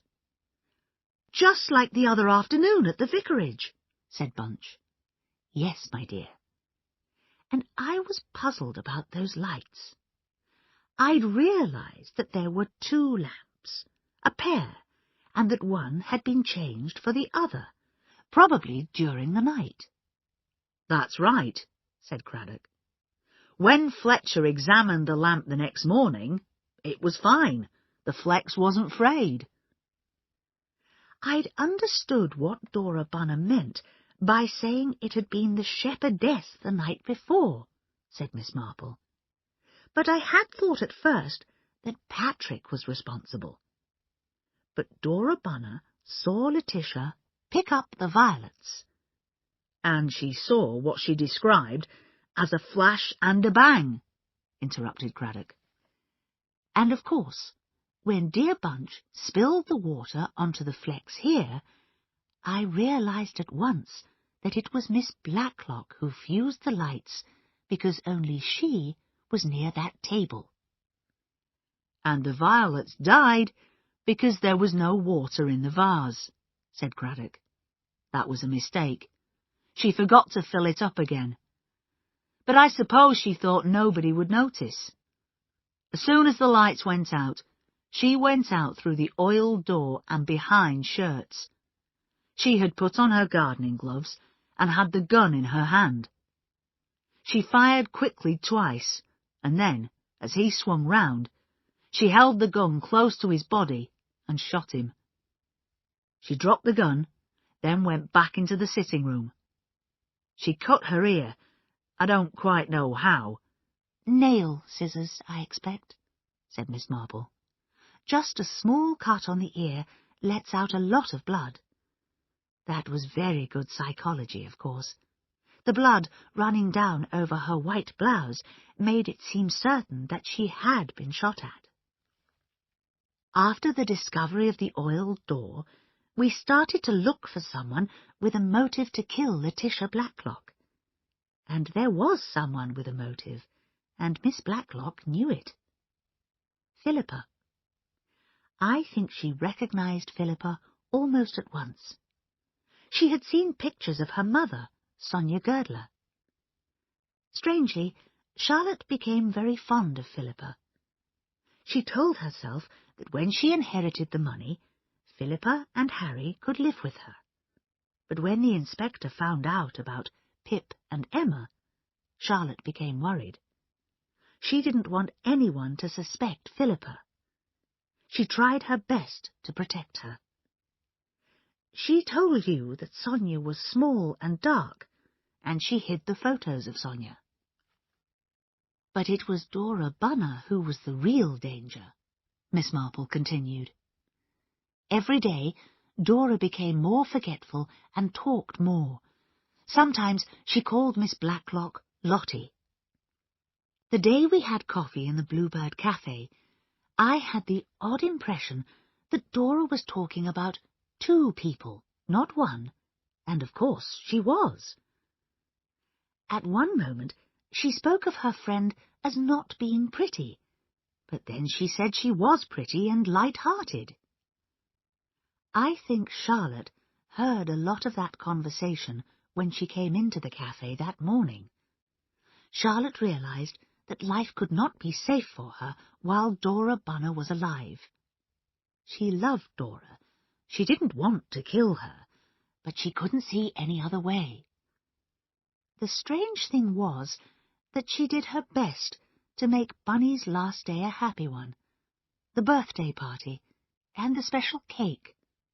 "Delicious death," said Patrick. Yes, it was rather like that. She tried to give her friend a delicious death, the party and all the things she liked to eat, and then the pills in the aspirin bottle by her bed, so Bunny would go there to get some. And it would seem, as it did seem, that the pills had been meant for Letitia. And so Bunny died in her sleep, quite happily, and Charlotte felt safe again. But she missed Dora Bunner. She missed her sweetness and her loyalty. She missed talking to her about the old days. She cried the day I came here with a note from Julian, and her tears were real. She'd killed her own dear friend. "That's horrible," said Bunch. "Horrible." "But it's very human," said Julian Harmon. "One forgets how human murderers are." "I know," said Miss Marple. "Human, but very dangerous too." Poor Miss Murgatroyd! Charlotte probably arrived at the cottage and heard Miss Hinchcliffe and Miss Murgatroyd acting out the murder. It was a great shock to her. As Miss Hinchcliffe rushed to the station, Miss Murgatroyd called after her, "She wasn't there." I asked Miss Hinchcliffe if that was the way she said it. If she had said, "She wasn't there," that would have meant she was thinking about a person. That's the one. She wasn't there. But it was a place that was in her mind, a place where she expected someone to be, but there wasn't anybody there. "How extraordinary, Hinch," Miss Murgatroyd said. "She wasn't there." So that could only mean Letitia Blacklock. "But you knew before that, didn't you?" said Bunch. "When the lamp fused, when you wrote down those things on the paper." "Yes. The different parts came together and made a pattern." "Lamp. Yes. Violets. Yes," said Bunch. "Bottle of aspirin. You meant that Bunny had been going to buy a new bottle that day. So why did she need to take aspirins from Letitia's bottle? And then, delicious death, the cake. But more than the cake, the whole party. A happy day for Bunny before she died." "Charlotte Blacklock was a kind woman," said Miss Marple. When she said in the kitchen, "I didn't want to kill anybody," it was true. But she wanted money that didn't belong to her. "What made you think that Charlotte had had goiter?" asked Bunch. "Switzerland, you know. The people who know most about goiter and the world's best specialists are Swiss. And those pearls that Letitia Blacklock always wore round her neck weren't her style, but they were perfect for hiding the mark from her operation." "I understand now why she was so upset when the string broke," said Craddock. "I thought it was very strange at the time." "And after that, it was Lottie you wrote, not Letty," said Bunch. "Yes. I remembered that the sister's name was Charlotte, and that Dora had called Miss Blacklock Lottie once or twice, and that each time she had been very upset. It all made a pattern. I went out to cool my head a little and see how I could prove everything. Then we found Miss Murgatroyd." Miss Marple's voice dropped. It became quiet and firm. "I knew then something had got to be done, quickly, but there still wasn't any proof. I thought out a possible plan, and I talked to Sergeant Fletcher. He didn't like it, but I persuaded him. We went up to Little Paddocks, and I talked to Mitzi. I told her stories about girls in the Resistance. I said I could see that she was brave and had the right sort of personality for this type of work. She got really excited. Then I persuaded her to play her part. She had to pretend that she had looked through the dining-room keyhole and seen Miss Blacklock with a gun." "Then I pretended that I didn't believe her," said the inspector. "I pretended to accuse Edmund." "And I played my part too," said Edmund. "I denied everything." "But then you spoke, Philippa, my love. That was a great surprise. Neither the inspector nor I had known you were Pip." "We made Charlotte Blacklock believe that Mitzi was the only person who suspected the truth," said Miss Marple. "Mitzi went straight back to the kitchen as I told her to.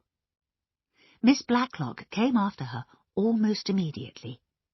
She didn't know that Sergeant Fletcher and I were hiding in the cupboard." "But why were you in the cupboard too, Aunt Jane?